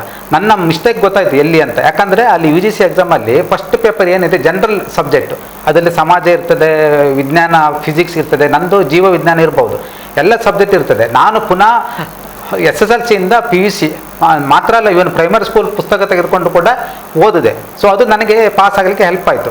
ಅಂತ ಹೇಳಿದ್ರೆ ನಾವು ಏನು ಓದ್ತೇವೆ ಅದು ಇವತ್ತಲ್ಲ ನಾಳು ನಮಗೆ ಉಪಯೋಗ ಆಗ್ತದೆ. ಸೊ ಪರೀಕ್ಷೆ ದೃಷ್ಟಿಯಿಂದ ಮಾತ್ರ ಓದೋದಲ್ಲ, ನಾವು ಜ್ಞಾನಾರ್ಜನೆ ದೃಷ್ಟಿಯಿಂದ ಓದಬೇಕು ಅನ್ನೋದನ್ನು ಮನಸ್ಸಲ್ಲಿ ಇಟ್ಕೊಂಡು ಓದನ್ನು ಮುಂದುವರಿಸಬೇಕು. ಮತ್ತು ಸಂದರ್ಭಕ್ಕೆ ತಕ್ಕಂತೆ ಎನಿ ಟೈಮು ಪರೀಕ್ಷೆ ಯಾವುದೇ ಬರ್ಬೋದು. ಸೊ ಅದನ್ನು ಫೇಸ್ ಮಾಡಲಿಕ್ಕೆ ನಾವು ಇನ್ಸ್ಟೆಂಟಾಗಿ ರೆಡಿ ಇರಬೇಕು. ಸೊ ಹಾಗಾಗಿ ಇಲ್ಲಿ ಖುಷಿ ಪಡೋದು ಅಥವಾ ಬೇಸರ ಪಡ್ಕೊಳ್ಳೋದಕ್ಕಿಂತ ಆ ಪರಿಸ್ಥಿತಿಯನ್ನು ನಾವು ಅದಕ್ಕೆ ತಕ್ಕಂತೆ ಹೊಂದಿಕೊಂಡು ನಾವು ಅದನ್ನು ಸವಾಲಾಗಿ ಸ್ವೀಕರಿಸಿ ಮುಂದುವರಿಸಬೇಕಂತ ನಾನು ಹೇಳಲಿಕ್ಕೆ ಇಷ್ಟಪಡ್ತೇನೆ. ಅದೇ ನೀವು ಹೇಳಿದಾಗೆ ಇವತ್ತು ಪರೀಕ್ಷೆ ನೋಡಿ, ಪರೀಕ್ಷೆ ಇಲ್ಲ ಅಂತ ಹೇಳಿ ನಾವು ಭಾವಿಸೋಣ, ಪರೀಕ್ಷೆನೇ ಇಲ್ಲ ಅಂತೇಳಿ ಅಥವಾ ಉಂಟು ಅಂತೇಳಿ ಭಾವಿಸೋ, ಎರಡರಲ್ಲಿ ಒಂದು. ಈ ಮಕ್ಕಳು ಏನು ಮಾಡ್ತಾರೆ, ಯಾವುದು ಇಲ್ಲ ಅಂತ ಹೇಳ್ತಾರೋ ಅದನ್ನು ತಿರಸ್ಕರಿಸ್ತಾರೆ. ಅದಕ್ಕಾಗಿ ಲಾಸ್ಟಿಗೆ ಉಂಟು ಅಂತ ಹೇಳಿಬಿಟ್ರೆ ಏನು ಮಾಡಲಿಕ್ಕೆ ರೆಡಿ ಆಗಲಿಕ್ಕೆ ಸಾಧ್ಯ ಇಲ್ಲ. ಆ ಮಕ್ಕಳು ರೆಡಿ ಆಗಲಿಕ್ಕೆ ಸಮಯನೇ ಇರುವುದಿಲ್ಲ ಅವಾಗ ಅಲ್ವಾ. ಹಾಗಾಗಿ ಪ್ರತಿದಿನ ಕೂಡ ಮಕ್ಕಳು ಓದುವ ಅಭ್ಯಾಸನ ಓದಿದ್ರೆ ಮಾತ್ರ ಮುಂದಕ್ಕೆ ಹೋಗುವಂಥ, ಈಗ 10ನೇ ತರಗತಿಯಲ್ಲಿ ಆಗ್ಬೋದು, ಪ್ರೌಢಶಾಲಾ ವಿಭಾಗದಲ್ಲಿ ಇರ್ಬೋದು, ಆ ಮಕ್ಕಳು ಆ ಸಬ್ಜೆಕ್ಟ್ ಓದದಿದ್ರೆ ಮುಂದೆ 9ನೇ ಕ್ಲಾಸ್ ಹೋಗುವಾಗ ಅದೇ ಸಬ್ಜೆಕ್ಟಿಗೆ ಪೂರಕವಾದಂಥ ವಿಷಯಗಳು ಇರ್ತವೆ, ಅದನ್ನು ಮನನ ಮಾಡುವಲ್ಲಿ ಹಿಂದೆ ಬೀಳ್ತಾರೆ. ಹಾಗೆ 10ನೇ ಕ್ಲಾಸ್. ಹಾಗಾಗಿ ಪಾಸ್ ಅಂತ ಹೇಳಿದ ಕೂಡಲೇ ಮಕ್ಕಳು ಆ ಪುಸ್ತಕವನ್ನೇ ತೆರೆಯದೆ ನಾನು ಜಂಪ್ ಆದೆ ಪಾಸ್ ಆದೆ ಅಂತೇಳಿ ಖುಷಿ ಪಡೋದಕ್ಕಿಂತ ಆ ಪುಸ್ತಕವನ್ನು ಸಂಪೂರ್ಣವಾಗಿ ಅಂಕಿಅಂಶಗಳನ್ನು ಸರಿಯಾಗಿ ಓದಿಕೊಂಡೇ ಮುಂದೆ ಬರುವಂಥದ್ದು ನೀವು ಹೇಳಿದ ಪ್ರಕಾರ ಅದು ನಿಜವಾಗಿಯೂ ಎಲ್ಲ ಪೋಷಕರು ಕೂಡ ಇದನ್ನು ಗಮನವಿಟ್ಟು ನೋಡಬೇಕು, ಕೇಳಬೇಕು ಅಂತ ವಿನಂತಿ ಮಾಡ್ಕೊಳ್ತೇನೆ. ಸರ್, ಮತ್ತೊಂದು, ನೀವೀಗ ಕಾಲೇಜು ವಿಭಾಗದಲ್ಲಿ ಇದ್ದೀರಾ, ಒಂದು ಜೀವವಿಜ್ಞಾನ ವಿಭಾಗದಲ್ಲಿ ಪ್ರಾಧ್ಯಾಪಕರಾಗಿ ತುಂಬ ವರ್ಷಗಳ ಕಾಲ ಸೇವೆ ಸಲ್ಲಿಸಿದ್ದೀರಿ. ಅದು ಮಾತ್ರ ಅಲ್ಲದೆ ಅದೆಷ್ಟೋ ಮಕ್ಕಳನ್ನು ಸಂಶೋಧನೆ ಕೂಡ ಮಾಡಿ ಮುಂದೆ ಕಳಿಸಿದಿರಿ. ಅದಕ್ಕೆ ಪೂರಕವಾಗಿ ಇವತ್ತು ಕಾಲೇಜಿನಲ್ಲಿ ತುಂಬ ಮಕ್ಕಳು ಆನ್ಲೈನಲ್ಲಿ ಆಗ್ತಾ ಇದೆ. ಪದವಿ ಆಗ್ಬೋದು, ಪದವಿ ಪೂರ್ವ ಅಥವಾ ಪದವಿ ತರಗತಿಗಳು ಆನ್ಲೈನಲ್ಲಿ. ಇಂಥ ಸಂದರ್ಭದಲ್ಲಿ ಕಾಲೇಜು ಮಕ್ಕಳು ಹೇಗೆ ಸರ್ ಅವರು ಸಮಯವನ್ನು ಹೇಗೆ ಸದುಪಯೋಗಪಡಿಸಿಕೊಳ್ಬೇಕು ಆ ಮಕ್ಕಳಿಗೆ? ಓಕೆ, ಸೊ ಇದು ಕೂಡ ಒಂದು ಅತ್ಯುತ್ತಮವಾದ ಪ್ರಶ್ನೆ. ಸಮಾಜದ ಸದುಪಯೋಗ ಇದು ಒಳ್ಳೆಯ ಒಂದು ವಾಕ್ಯ. ಈಗಾಗಲೇ ತಾವು ಹೇಳಿದಾಗೆ ನಮ್ಮ ವಿಶ್ವವಿದ್ಯಾಲಯ ಕುಲಪತಿಗಳಾದ ಪ್ರೊಫೆಸರ್ ಪಿ ಸುಬ್ರಹ್ಮಣ್ಯ ಎಡಪಡಿತಾಯಿ ಅವರು ಪರ್ಟಿಕ್ಯುಲರ್ಲಿ ಕಾಲೇಜು ವಿದ್ಯಾರ್ಥಿಗಳು ಇಂಥ ಲಾಕ್ಡೌನ್ ಸಂದರ್ಭದಲ್ಲಿ ಸಮಯವನ್ನು ಹೇಗೆ ಸದುಪಯೋಗ ಮಾಡಿಕೊಳ್ಬೇಕು ಅನ್ನೋದ್ರ ಬಗ್ಗೆ ಒಂದು ಒಳ್ಳೆಯ ಸಂವಾದವನ್ನು ನಡೆಸಿಕೊಟ್ಟಿದ್ದಾರೆ. ನಮ್ಮ ವಿಶ್ವವಿದ್ಯಾಲಯದ ವೆಬ್ಸೈಟ್ನಲ್ಲಿ ಅದು ಸಿಗ್ತದೆ. ಚುಟುಕಾಗಿ ನಾನು ಹೇಳೋದಿದ್ರೆ, ಈಗೊಂದು ಒಳ್ಳೆಯ ಸಂದರ್ಭ, ಕೆಟ್ಟ ಸಂದರ್ಭ ಹೌದು, ಆದರೆ ನಾವು ಇದನ್ನು ಪಾಸಿಟಿವ್ ಆಗಿ ತಗೊಳ್ಳೋದಿದ್ದರೆ ಮಕ್ಕಳಿಗೆ ಈಗ ಸಫಿಷಿಯೆಂಟ್ ಟೈಮ್ ಇದೆ. ಪರ್ಟಿಕ್ಯುಲರ್ಲಿ ಕಾಲೇಜ್ ವಿದ್ಯಾರ್ಥಿಗಳಿಗೆ ಆನ್ಲೈನ್ ಕ್ಲಾಸ್ ನಡೀತಾ ಇರ್ಬೋದು, ಕೆಲವರಿಗೆ ಇಲ್ಲದೇ ಇರ್ಬೋದು, ಹೊಸ ಸೆಮಿಸ್ಟರ್ ಕಾಯ್ತಾ ಇರ್ಬೋದು, ಬೇರೆ ಯೂನಿವರ್ಸಿಟಿಯಲ್ಲಿರ್ಬೋದು, ಎಲ್ಲೇ ಇರ್ಬೋದು. ನಮ್ಮ ವಿಷಯದಲ್ಲಿ ಈಗ ಆನ್ಲೈನ್ ಕ್ಲಾಸ್ ನಡೀತಾ ಇವೆ. ನಾನೇನು ಹೇಳೋದು ಅಂತ ಹೇಳಿದ್ರೆ, ಮಕ್ಕಳಿಗೆ ಕಾಲೇಜು ವಿದ್ಯಾರ್ಥಿಗಳಿಗೆ ಸಫಿಷಿಯೆಂಟ್ ಟೈಮ್ ಇದೆ. ಆ ಸಫಿಷಿಯೆಂಟ್ ಟೈಮನ್ನು ಅವರು ಪ್ರೊಡಕ್ಟಿವ್ ಆಗಿ ಯೂಸ್ ಮಾಡ್ಕೋಬಹುದು. ಹೇಗೆ ಪ್ರೊಡಕ್ಟಿವ್ ಆಗಿ ಯೂಸ್ ಮಾಡ್ಕೊಳ್ಳೋದು ಅಂತ ಹೇಳಿದ್ರೆ, ಈಗ ಕಾಂಪಿಟೇಟಿವ್ ಎಕ್ಸಾಮ್, ಯಾಕಂದರೆ ಒಂದ್ಸಲ ಶಿಕ್ಷಣ ಮುಗಿಸಿದ ತಕ್ಷಣ ಕಾಲೇಜ್ ಡಿಗ್ರಿ ಸಿಕ್ಕಿದ ನಂತರ ಅವರು ಜಾಬಿಗೆ ಹೋಗಿ ಪರದಾಡ್ತಾರೆ. ಅನೇಕ ಸ್ಪರ್ಧಾತ್ಮಕ ಪರೀಕ್ಷೆಗಳಿವೆ. ಸೊ ಅದಕ್ಕೆ ಈಗಲೇ ತಯಾರಿ ನಡೆಸ್ಕೊಳ್ಬೋದು. ಸೊ ಕಾಂಪಿಟೇಟಿವ್ ಎಕ್ಸಾಮ್ಗೆ ರೆಡಿ ಆಗುವಂಥದ್ದು ಪುಸ್ತಕಗಳು ಸಿಗ್ತವೆ. ಮನೇಲಿ ಇಲ್ಲದಿದ್ದರೆ ಈಗ ಆನ್ಲೈನಲ್ಲಿ ಈ ಬುಕ್ ಕೆಲವೊಂದು ಫ್ರೀ ಸಿಗ್ತದೆ. ಮಾತ್ರವಲ್ಲ, ಕೆಲವೊಂದು ಫ್ರೀ ಕೋಚಿಂಗ್ ಇದೆ ಕಾಂಪಿಟೇಟಿವ್ ಎಕ್ಸಾಮ್ಸ್ಗೆ, ಅದನ್ನು ಮಾಡ್ಬೋದು. ಅಥವಾ ಜನರಲ್ ನಾಲೆಜನ್ನು ಓದ್ಕೋಬೋದು. ಮತ್ತು ಈ ಸಂದರ್ಭದಲ್ಲಿ ಕಾಲೇಜ್ ವಿದ್ಯಾರ್ಥಿಗಳಿಗೆ ಕೆಲವೊಂದು ಕೋರ್ಸ್ಗಳು ನಡೀತಾ ಇದ್ದಾವೆ. 1 ವೀಕ್ ಕೋರ್ಸ್ಗಳು, ಶಾರ್ಟ್ ಟರ್ಮ್ ಕೋರ್ಸ್ಗಳಿವೆ. ಸೊ ಅಂಥ ಕೋರ್ಸ್ಗಳಿಗೆಲ್ಲ ಆನ್ಲೈನಲ್ಲಿ ಅದು ಪ್ರವಚನ ಆಗ್ತದೆ, ಆನ್ಲೈನಲ್ಲಿ ಎಕ್ಸಾಮ್ ಆಗ್ತದೆ. ನಿಮಗೆ ಅದು ಸರ್ಟಿಫಿಕೇಟ್ ಸಿಗ್ತದೆ. ಆ ಸರ್ಟಿಫಿಕೇಟು ನಿಮ್ಮ ಎಜುಕೇಷನ್ ಕ್ವಾಲಿಫಿಕೇಷನ್ ಒಟ್ಟಿಗೆ ನಿಮಗೆ ನೆಕ್ಸ್ಟ್ ನಿಮ್ಮ ಬಯೋಡೇಟಾವನ್ನು ಇಂಪ್ರೂವ್ ಮಾಡಲಿಕ್ಕೆ ಮತ್ತು ನಿಮಗೆ ಇನ್ನೂ ಕಾಂಪಿಟೇಟಿವ್ ಫೇಸಲ್ಲಿ, ಅಂದರೆ ಫ್ಯೂಚರಲ್ಲಿ ಕಾಂಪಿಟೇಟಿವ್ ವರ್ಲ್ಡನ್ನು ಫೇಸ್ ಮಾಡಲಿಕ್ಕೆ ನಿಮಗೆ ಇನ್ನೂ ಒಳ್ಳೆಯ ಅವಕಾಶ ಇರ್ತದೆ. ಸೊ ಹಾಗಾಗಿ ಈ ಸಂದರ್ಭವನ್ನು ನೀವು ಪಾಸಿಟಿವ್ ಆಗಿ ತೆಗೆದುಕೊಂಡು ನೀವು ಬಳಸ್ಕೊಳ್ಳಿಕ್ಕೆ ದಿಕ್ಕಿನಲ್ಲಿ ಚಿಂತಿಸಬೇಕಂತ ನಾನು ಹೇಳ್ತೇನೆ. ಕಾಲೇಜು ಸರಿ, ಮುಖ್ಯವಾಗಿ ಸರ್ ನಮಗೆಲ್ಲ ಗೊತ್ತಿದೆ ಹೊಸತ್ತು ಒಂದು ಕಾನ್ಸೆಪ್ಟ್, ಎಷ್ಟು ಮಂದಿಗೆ ಗೊತ್ತಿದೆ ಏನೋ ಗೊತ್ತಿಲ್ಲ. ಕಾನ್ಸೆಪ್ಟ್ ಏನಪ್ಪ ಅಂತಂದರೆ ಡಿಸ್ಟೆನ್ಸ್ ಲರ್ನಿಂಗ್ ಕಾನ್ಸೆಪ್ಟ್ ಅಂತ. ಇಂಥ ಸಂದರ್ಭದಲ್ಲಿ ಬಹಳ ಪ್ರಯೋಜನಕಾರಿ ಆಗ್ತದೆ ಅದು. ಯಾಕೆಂದರೆ ಈ ಕೊರೋನಾ ಮಹಾಮಾರಿ ಹಿನ್ನೆಲೆಯಲ್ಲಿ ಲಾಕ್ಡೌನ್ನಲ್ಲಿ ನಾವು ಎಲ್ಲರೂ ಬೇರೆ ಬೇರೆ ರೀತಿಯಲ್ಲಿ ಕುಣಿದಾಡ್ತಾರೆ, ಖುಷಿ ಪಡ್ತಾರೆ. ಕೆಲವರು ಈ ಕೊರೋನಾವನ್ನು, ಈ ಲಾಕ್ಡೌನನ್ನು ಕೆಲವರು ಖುಷಿ ಪಡೋರು ಇದ್ದಾರೆ, ಸೋಮಾರಿಗಳು ಅಂತ ಹೇಳ್ತಾರೆ ಅವರನ್ನು. ಆದರೆ ಇಂಥ ಸಂದರ್ಭದಲ್ಲಿ ವಿದ್ಯಾರ್ಥಿಗಳು ಈ ಕಾನ್ಸೆಪ್ಟನ್ನು ಯಾವ ರೀತಿ ಅರ್ಥ ಮಾಡ್ತಾರೆ, ಲರ್ನಿಂಗ್ ಕಾನ್ಸೆಪ್ಟ್? ಓಕೆ, ಸೊ ಈಗ ಡಿಸ್ಟೆನ್ಸ್ ಲರ್ನಿಂಗ್, ಸೋಷಿಯಲ್ ಡಿಸ್ಟೆನ್ಸಿಗೆ ಕಾಮನ್ ಆಗಿದೆ. ಅಂದರೆ ನಾವು ಡಿಸ್ಟೆನ್ಸನ್ನು ಮೇಂಟೈನ್ ಮಾಡಲೇಬೇಕು. ಇಂಥ ಸಂದರ್ಭದಲ್ಲಿ ಡಿಸ್ಟೆನ್ಸ್ ಲರ್ನಿಂಗ್ ಅಂತ ಬಂದಿದೆ. ಡಿಸ್ಟೆನ್ಸ್ ಎಜುಕೇಷನ್ ಬಗ್ಗೆ ಕೇಳಿದರೆ, ಡಿಸ್ಟೆನ್ಸ್ ಲರ್ನಿಂಗ್ ಅಂದರೆ ದೂರದಿಂದ ನಾವು ಕಲಿಯುವಂಥದ್ದು. ಸೊ ಈಗಾಗಲೇ ನಾವು ಹೇಳಿದ್ವಿ, ಆನ್ಲೈನ್ ಕ್ಲಾಸು ಕೂಡ ಒಂದು ಡಿಸ್ಟೆನ್ಸ್ ಲರ್ನಿಂಗ್ ಕೂಡ ಒಂದು ಎಕ್ಸಾಂಪಲ್ಲು. ಅದೇ ರೀತಿ ಈ ಕೆಲವೊಂದು ನಮ್ಮ ಟಿ ವಿಯಲ್ಲಿ ಮತ್ತು ಆಕಾಶವಾಣಿಯಲ್ಲಿ ಅನೇಕ ಕಾರ್ಯಕ್ರಮಗಳು ಬರ್ತಾ ಇದ್ವಿ ಎಜುಕೇಷನ್ ರಿಲೇಟೆಡ್. ಸೊ ಅದನ್ನೆಲ್ಲ ಕೇಳುವಂಥದ್ದು ಅಂದರೆ ತಂತ್ರಜ್ಞಾನದ ಮೂಲಕ, ಮೊಬೈಲ್ ಇರ್ಬೋದು, ಟಿ ವಿ ಇರ್ಬೋದು, ಅಥವಾ ರೇಡಿಯೋ ಇರ್ಬೋದು, ಅದ್ರ ಮೂಲಕ ಕೇಳಿ ಆಲಿಸಿ ನಾವು ಕಲೀಲಿಕ್ಕೆ ಅವಕಾಶ ಇದೆ. ಅದನ್ನು ಡಿಸ್ಟೆನ್ಸ್ ಲರ್ನಿಂಗ್ ಅಂತ ಹೇಳ್ತೇವೆ. ಸೊ ಇವತ್ತಿನ ಪರಿಸ್ಥಿತಿಯಲ್ಲಿ ಡಿಸ್ಟೆನ್ಸ್ ಲರ್ನಿಂಗ್ ವೆರಿ ಇಂಪಾರ್ಟೆಂಟು. ಈಗ ಉದಾಹರಣೆಗೆ ಲಾಸ್ಟ್ ಇಯರ್ ನಮ್ಮ JC ಮಂಗಳಗಂಗೋತ್ರಿ ಸಂಸ್ಥೆಯವರು ಒಂದು ಒಳ್ಳೆಯ ಕಾರ್ಯಕ್ರಮ ಮಾಡಿದರು ಲಾಸ್ಟ್ ಟೈಮ್ ಲಾಕ್ಡೌನ್ ಪೀರಿಯಡಲ್ಲಿ. ಸ್ಪೋಕನ್ ಇಂಗ್ಲೀಷ್ ಕೋರ್ಸ್ ಡಿಸ್ಟೆನ್ಸ್ ಇದರಲ್ಲಿ. ಓಕೆ, ಅದರಲ್ಲಿ ಸುಮಾರು ಸರ್ಕಾರಿ ಶಾಲೆ ಮಕ್ಕಳು, ಹೈಸ್ಕೂಲ್ ಮಕ್ಕಳು ಸುಮಾರು ಒಂದು ಅರೌಂಡ್ 100 ಮಕ್ಕಳು ಭಾಗವಹಿಸಿದ್ರು. ಅದರಲ್ಲಿ 100ರಲ್ಲಿ ಅಟ್ಲೀಸ್ಟ್ ಒಂದು 50 ಮಕ್ಕಳು ಏನು ಇಂಗ್ಲೀಷ್ ಗೊತ್ತಿಲ್ಲದವರು ಇವತ್ತು ಚೆನ್ನಾಗಿ ಸಾಧಾರಣ ಮಟ್ಟಿಗೆ ಒಂದು ಕಾನ್ಫಿಡೆಂಟಿಂದ ಇಂಗ್ಲೀಷ್ ಮಾತಾಡಲಿಕ್ಕೆ ಕಲ್ತ್ಕೊಂಡಿದ್ದಾರೆ. ಸೊ ಅದೊಂದು JC ಸಂಸ್ಥೆ ಮಾಡಿದೆ. ಸೊ ಈ ಡಿಸ್ಟೆನ್ಸ್ ಮೂಲಕನೂ ನಾವು ಕಲೀಲಿಕ್ಕೆ ಅವಕಾಶ ಇದೆ.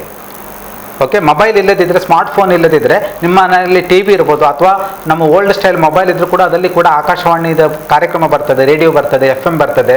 ಇವತ್ತು ಈಗಾಗಲೇ ನಮ್ಮ ಸರ್ಕಾರ ಟಿ ವಿ ಚಾನಲ್ ಮೂಲಕ, ಮುಖ್ಯವಾಗಿ ಚಂದನ ಚಾನಲ್ ಇರ್ಬೋದು, ಆಕಾಶವಾಣಿ ಇರ್ಬೋದು, ಅನೇಕ ಶೈಕ್ಷಣಿಕ ಕಾರ್ಯಕ್ರಮಗಳನ್ನು ವಿದ್ಯಾರ್ಥಿಗಳಿಗೋಸ್ಕರ ಮಾಡ್ತಾ ಇದೆ. ಸೊ ಅದನ್ನು ಪ್ರಯೋಜನವನ್ನು ಪಡ್ಕೊಂಡು ಡಿಸ್ಟೆನ್ಸ್ ಲರ್ನಿಂಗನ್ನು ಮೂಲಕ ಅವರು ತಮ್ಮ ನಾಲೆಜನ್ನು ಅಥವಾ ತಮ್ಮ ಭವ್ಯವಾದ ಭವಿಷ್ಯನ ನಿರ್ಮಾಣ ಮಾಡಲಿಕ್ಕೆ ಸಾಧ್ಯವಿದೆ.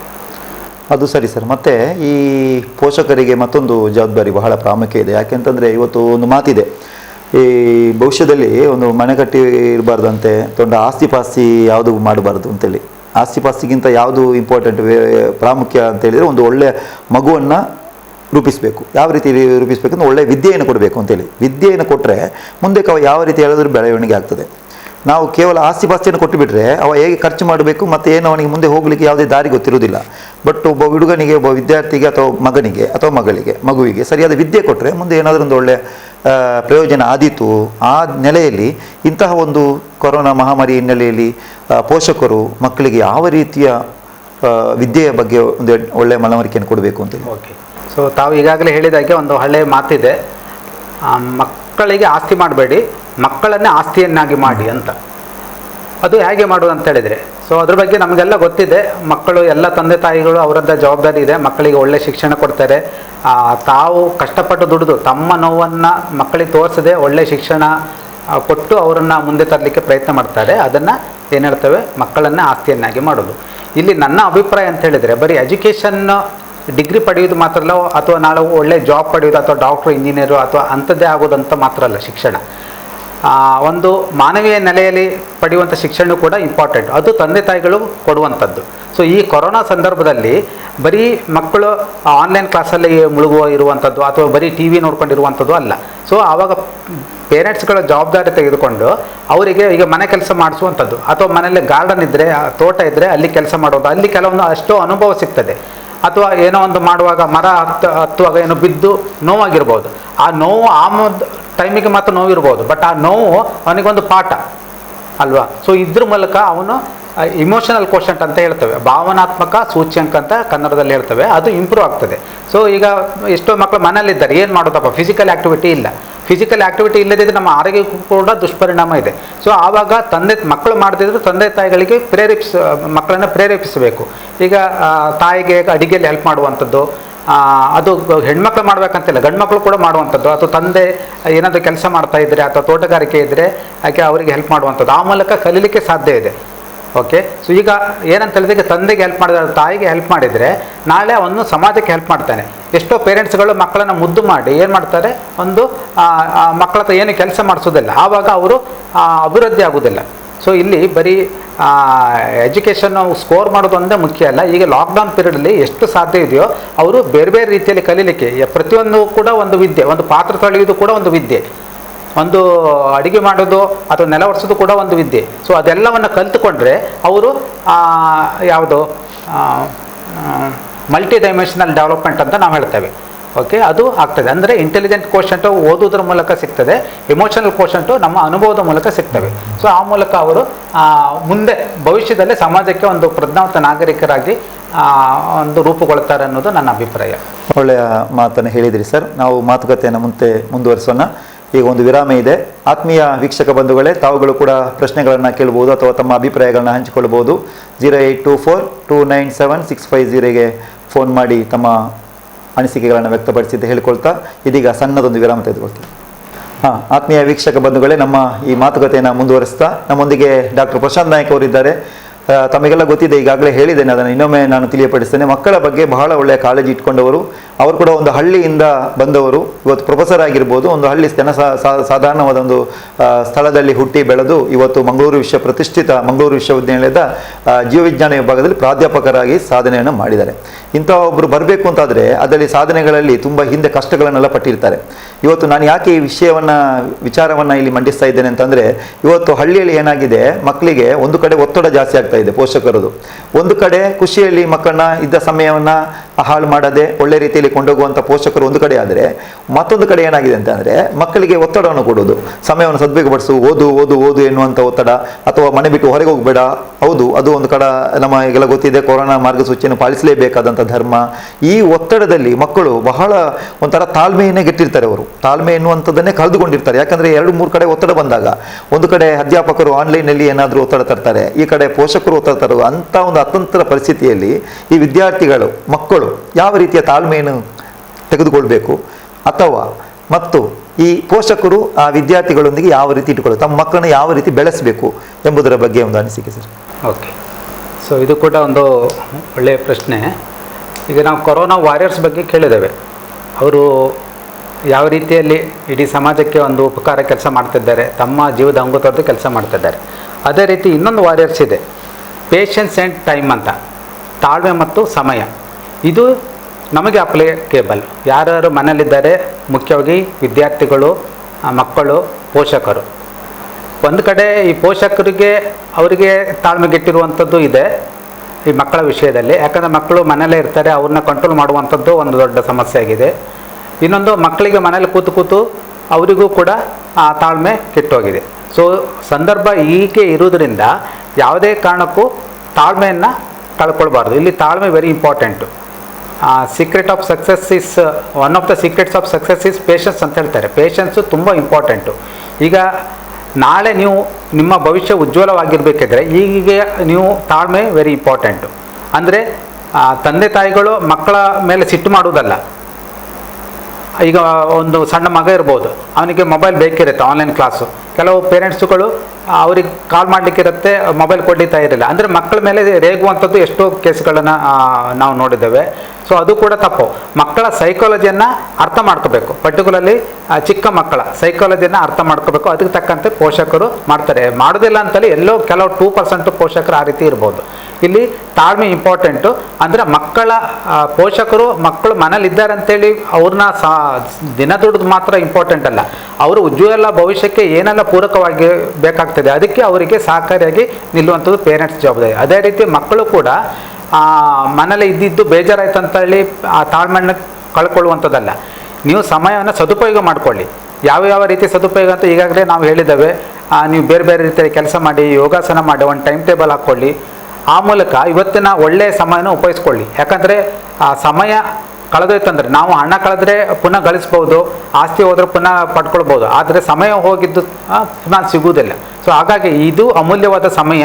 ಇದನ್ನು ನೀವು ಪಾಸಿಟಿವ್ ಸ್ಪಿರಿಟಲ್ಲಿ ಸಕಾರಾತ್ಮಕವಾಗಿ ತೆಗೆದುಕೊಂಡು ನಿಮಗೆ ಭವಿಷ್ಯಕ್ಕೆ ಅನುಕೂಲ ಆಗೋ ರೀತಿಯಲ್ಲಿ ನೀವು ಕೆಲಸ ಮಾಡಬೇಕು. ಅದು ಬರೀ ಓದುದೇ ಅಂತ ಹೇಳಿಲ್ಲ, 24 ಗಂಟೆ ಓದುದೇ ಅಂತ ಹೇಳಿಲ್ಲ, 24 ಗಂಟೆ ಟಿ ವಿನೇ ನೋಡ್ತಾ ಇರೋದು ಅಂತ ಹೇಳಿಲ್ಲ.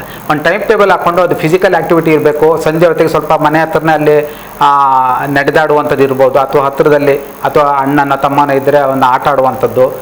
ಹೀಗೆ ಬೇರೆ ಬೇರೆ ರೀತಿಯಲ್ಲಿ ನೀವು ಫಿಸಿಕಲ್ ಮತ್ತು ಸೈಕಾಲಜಿಕಲ್ ಮೆಂಟಲ್ ಆ್ಯಕ್ಟಿವಿಟೀಸ್ ಮಾಡೋದ್ರ ಮೂಲಕ ತಾಳ್ಮೆ ಇರಲಿಕ್ಕೆ ಸಾಧ್ಯ. ಮತ್ತು ವೆರಿ ಇಂಪಾರ್ಟೆಂಟು, ನಮಗೆ ಕೊರೋನಾ ಒಂದು ಅವಕಾಶ ಕೊಟ್ಟಿದೆ. ಬೇರೆ ಸಂದರ್ಭದಲ್ಲಿ ಏನಂತ ಹೇಳಿದರೆ ಎಷ್ಟೋ ತಂದೆ ತಾಯಿಗಳಿಗೆ, ಮುಖ್ಯವಾಗಿ ತಂದೆ ತಾಯಿಗಳು, ಅವರು ಹೊರಗೆ ಕಡೆ ಕೆಲಸ ಹೋಗ್ತಾರೆ. ಎಷ್ಟೋ ಮಕ್ಕಳ ತಂದೆ ತಾಯಿಗಳು ಇಬ್ಬರು ಕೂಡ ಕೆಲಸಕ್ಕೆ ಹೋಗ್ತಾರೆ. ಆ ತಂದೆ ತಾಯಿಗಳು ಬರೆಯುವಂಥ ಸಮಯ ಸಿಕ್ಕಲಿಲ್ಲ. ಬಟ್ ಈಗ ಒಂದು ಒಳ್ಳೆಯ ಅವಕಾಶ ಸಿಕ್ಕಿದೆ. ಮಕ್ಕಳ ಜೊತೆ ಮಕ್ಕಳು ತಂದೆ ತಾಯಿಗಳು ಒಳ್ಳೆ ಕುಟುಂಬವು ಒಳ್ಳೆಯ ಒಬ್ಬರಿಗೊಬ್ಬರು ಬೆರೆತುಕೊಂಡು ಅರ್ಥ ಮಾಡ್ಕೊಳ್ಳುವಂಥ ಒಂದು ಒಳ್ಳೆಯ ಸಂದರ್ಭ ಸಿಕ್ಕಿದೆ.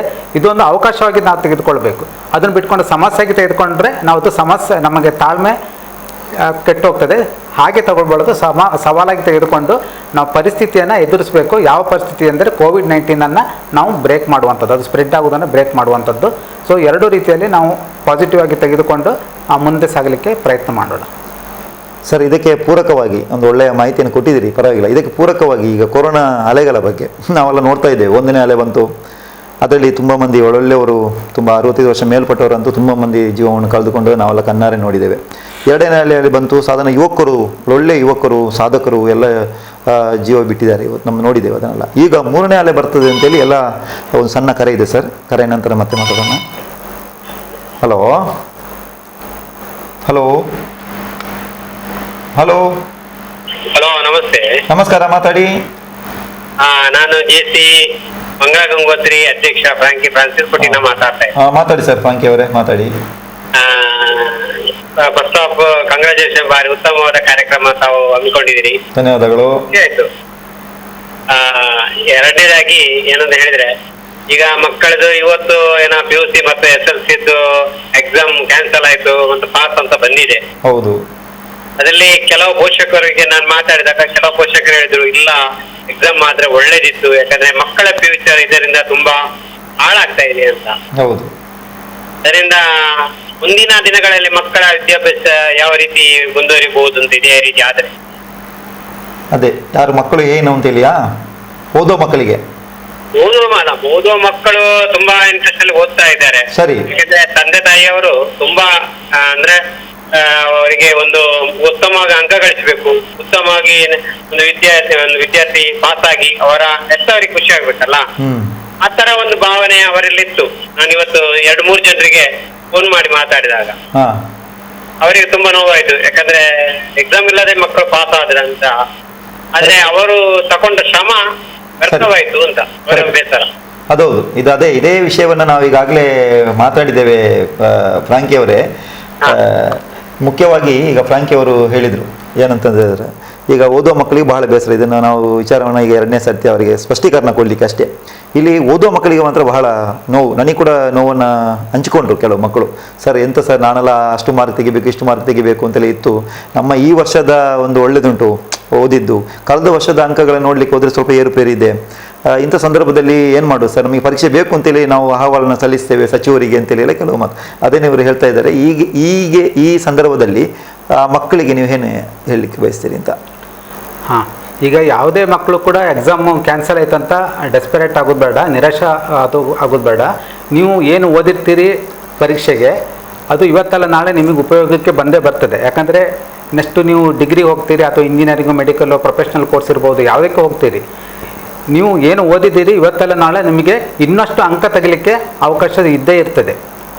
ನೀವು ಏನು ಓದಿದರೆ ಅದು ಲಾಸ್ ಆಗೋದಿಲ್ಲ. ಬಟ್ ಈಗಿನ ಪರಿಸ್ಥಿತಿಗೆ ತಕ್ಕಂತೆ ಸರ್ಕಾರ ಇದು ಕ್ರಮವನ್ನು ಕೈಗೊಂಡಿದೆ, ಬೇರೆ ದಾರಿ ಇಲ್ಲದೆ.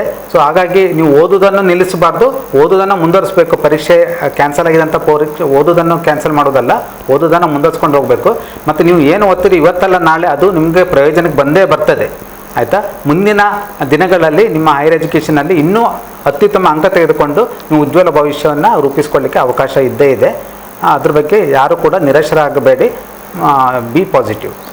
ಖಂಡಿತ ನೀವು ಹೇಳಿದಾಗೆ PUC ಅಂತ್ಯ ಅಲ್ಲ ಓದಿನಲ್ಲಿ. PUC ಆದಮೇಲೆ ಮತ್ತೆ ಡಿಗ್ರಿ ಬರುತ್ತೆ, ಮತ್ತೆ MA MCom ಅಂತ ಪದವಿ ತರಗತಿಗಳ ನಂತರ ಎಲ್ಲ ಬರ್ತದೆ. ಹಾಗಾಗಿ ಇದೇ ಅಂತಿಮ ಇಲ್ಲದ ಕಾರಣ ಓದು ಎನ್ನುವುದು ವಿಶಾಲವಾದದ್ದು, ವಿಶಾಲ ಅರ್ಥವುಳ್ಳದ್ದು.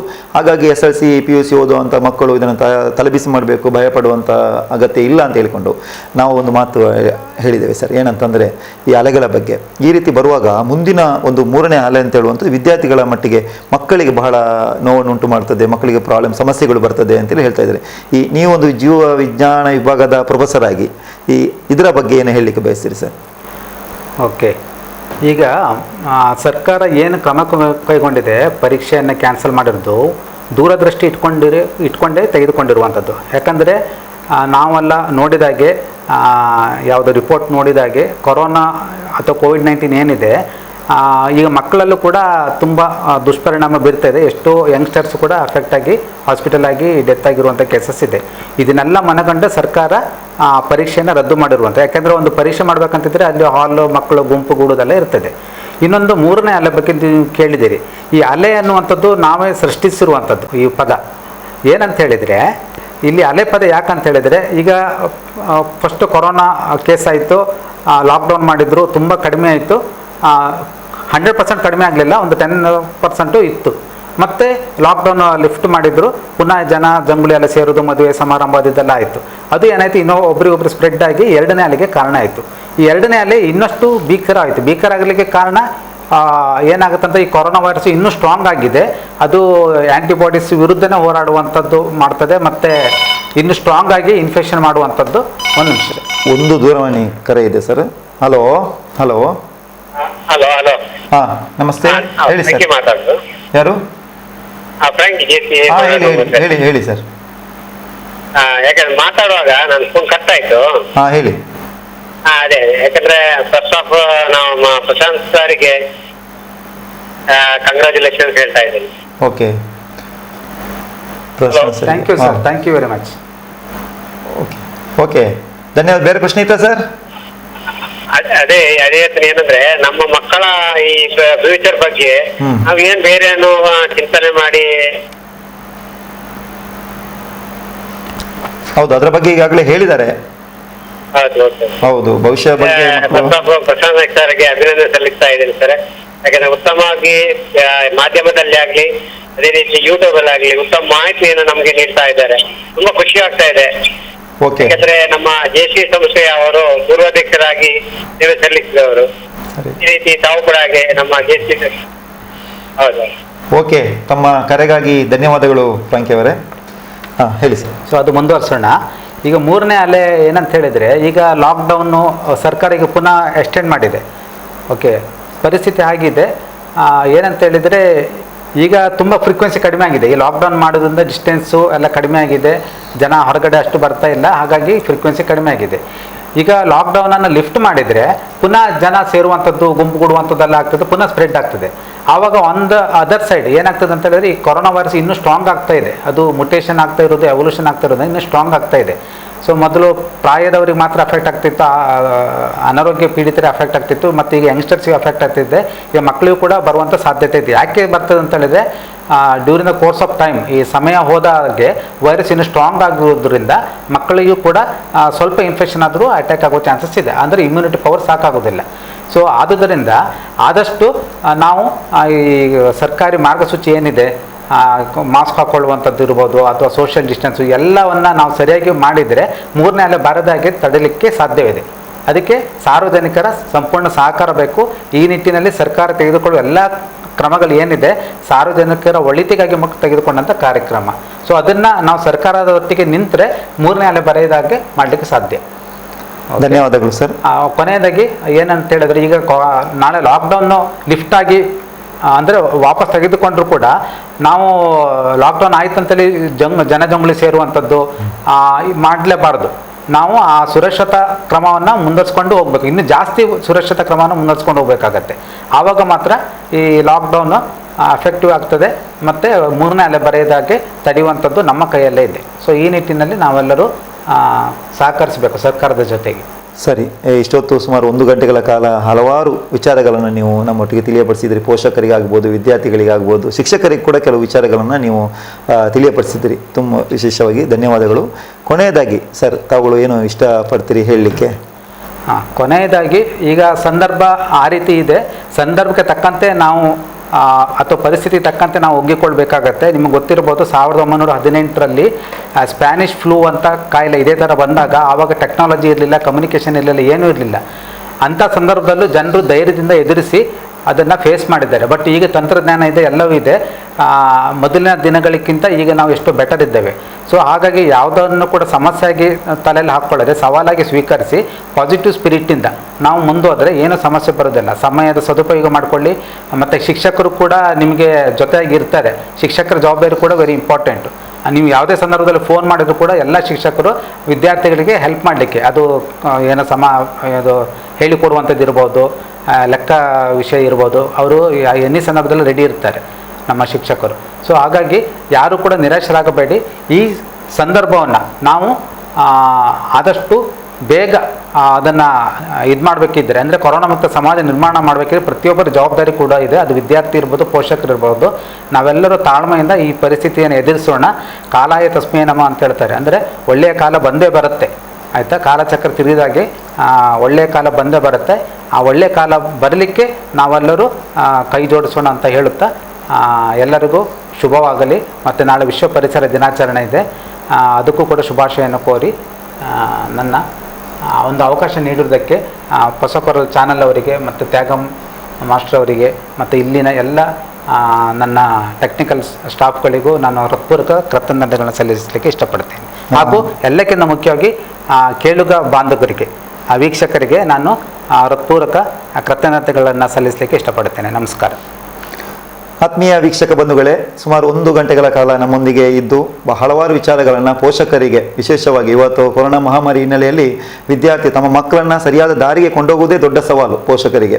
ಇಂತಹ ಒಂದು ಸವಾಲನ್ನು ಯಾವ ರೀತಿ ನಿಭಾಯಿಸುವಂಥದ್ದು, ಯಾವ ರೀತಿ ಪಾಠ ಪಠ್ಯವನ್ನು, ಪ್ರವಚನಗಳನ್ನು ಮಕ್ಕಳು ಕೇಳಬೇಕು, ಓದಬೇಕು, ಮುಂದಿನ ಪರೀಕ್ಷೆಯನ್ನು ಯಾವ ರೀತಿ ಎದುರಿಸಬೇಕು, ಪರೀಕ್ಷೆಯನ್ನು ರದ್ದುಪಡಿಸಿದಾಗ ನಮ್ಮ ಮಕ್ಕಳ ಮನಸ್ಥಿತಿ ಹೇಗಿರಬೇಕು ಎಂಬುದರ ಬಗ್ಗೆ ಹಲವಾರು ಚಿಂತನ ಮಂಥನಗಳನ್ನು ನಮಗೆ ಬಹಳ ಸ್ಪಷ್ಟವಾಗಿ ಹೇಳಿಕೊಟ್ಟಂತಹ ಗುರುಗಳಾದಂತಹ ಮಂಗಳೂರು ವಿಜಯವಿಜ್ಞಾನ ವಿಭಾಗದ ಪ್ರಾಧ್ಯಾಪಕರು ಡಾಕ್ಟರ್ ಪ್ರೊಫೆಸರ್ ಪ್ರಶಾಂತ್ ನಾಯಕ್ ಅವರಿಗೆ ತುಂಬ ಹೃದಯದ ಧನ್ಯವಾದಗಳನ್ನು ಸಲ್ಲಿಸ್ತಾ ಇದ್ದೇವೆ. ನಮ್ಮ ಪೋಷಕರ ವಾಹಿನಿಯ ವತಿಯಿಂದ ನಿಮಗೆ ತುಂಬ ಹೃದಯದ ಧನ್ಯವಾದಗಳು. ಮುಂದೆಯೂ ನಮ್ಮೊಂದಿಗೆ ಸಹಕರಿಸಬೇಕು ಅಂತ ವಿನಂತಿ ಮಾಡಿಕೊಳ್ತಾ, ಎಲ್ಲ ಪೋಷಕ ವರ್ಗದವರು, ಹೆತ್ತವರು, ನಮ್ಮ ಹೊಸಕೊರಲ್ ವೀಕ್ಷಕ ಬಂಧುಗಳು ತುಂಬ ಮಂದಿ ಯೂಟ್ಯೂಬಲ್ಲಿ ಆಗಿರ್ಬೋದು, ಫೇಸ್ಬುಕ್ಕಲ್ಲಿ ಆಗಿರ್ಬೋದು, ಹೊಸಕೊರಲ್ ವಾಹಿನಿಯಲ್ಲಿ ಕೂಡ ಆಗಿರ್ಬೋದು, ಬಹಳ ಒಳ್ಳೆಯ ರೀತಿಯಲ್ಲಿ ಇದನ್ನೆಲ್ಲ ವೀಕ್ಷಣೆ ಮಾಡಿದಿರಿ. ನಿಮಗೆಲ್ಲರಿಗೂ ಕೂಡ ಧನ್ಯವಾದಗಳನ್ನು ಸಲ್ಲಿಸುತ್ತಾ, ವಿಶೇಷವಾಗಿ ಇಲ್ಲಿಯ ಟೆಕ್ನಿಷಿಯನ್ ಹಾಗೂ ನಮ್ಮ ಇದಕ್ಕೆ ಸೂಕ್ತ ಮಾರ್ಗದರ್ಶನ ನೀಡುವುದರೊಂದಿಗೆ ವಿಶೇಷವಾಗಿ ಈ ಹಳ್ಳಿಯಲ್ಲಿ ಮಕ್ಕಳು ಮತ್ತು ಪೋಷಕರು ಇದರ ಬಗ್ಗೆ ಎದೆಗುಂದದೆ, ತಾಳ್ಮೆಯನ್ನು ಧೃತಿಗೆಡದೆ ಇರಬೇಕು ಅಂತೇಳಿ ನಮ್ಮ ಇದರ ನಿರ್ದೇಶಕರಾಗಿರುವಂತಹ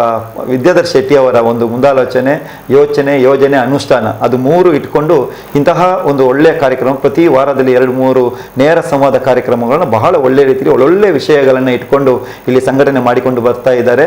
ಎಲ್ಲರೂ ಕೂಡ ಇದು ಖಾಲಿ ಹೊಸಕುರಲ್ ಅಂತ ಹೇಳಿದ್ರೆ ಉಳ್ಳಾಳ ಭಾಗ ಮಾತ್ರ ಅಲ್ಲದೆ ನಿಮ್ಮ ಯೂಟ್ಯೂಬಲ್ಲಿ, ಫೇಸ್ಬುಕ್ಕಲ್ಲಿ ಎಲ್ಲ ಬರ್ತಾ ಇದೆ. ಅದನ್ನು ಒಳ್ಳೆ ರೀತಿ ಸಬ್ಸ್ಕ್ರೈಬ್ ಮಾಡಿ ಒಳ್ಳೆ ರೀತಿಯ ವಿಚಾರಧಾರೆಗಳನ್ನ ತಾವುಗಳು ಕೂಡ ಹಂಚಿಕೊಳ್ಳಿ. ಮತ್ತು ಮುಂದೆ ಇರುವಂಥ ಎಲ್ಲ ಸಮಾಜದ ಬಂಧುಗಳಿಗೆ ಕೂಡ ಇದನ್ನು ವಿಸ್ತಾರ ಮಾಡಿ ಹೇಳಿಕೊಟ್ಟು ಈ ಕೊರೋನಾ ಆದಷ್ಟು ಬೇಗ ಇಲ್ಲಿ ಮಾತ್ರ ಅಲ್ಲದೆ ಈ ಪ್ರದೇಶದಲ್ಲಿ ಮಾತ್ರ ಅಲ್ಲದೆ ಈ ಜಗತ್ತನ್ನು ಬಿಟ್ಟು ತೊಳಗಲಿ ಎನ್ನುವ ರೀತಿಯಲ್ಲಿ ನಾವೆಲ್ಲರೂ ಕೈ ಜೋಡಿಸೋಣ. ಎಲ್ಲರೂ ಒಟ್ಟಿಗೆ ಒಂದೇ ಇದರಲ್ಲಿ ಹೋಗೋಣ ಅಂತ ಹೇಳಿಕೊಳ್ತಾ ಇಲ್ಲಿಗೆ ಈ ನೇರ ಸಂವಾದ ಕಾರ್ಯಕ್ರಮವನ್ನು ಮುಕ್ತಾಯಗೊಳಿಸ್ತಾ ಇದ್ದೇವೆ. ಸರ್ವೇ ಜನಃ ಸುಖಿನೋ ಭವಂತು.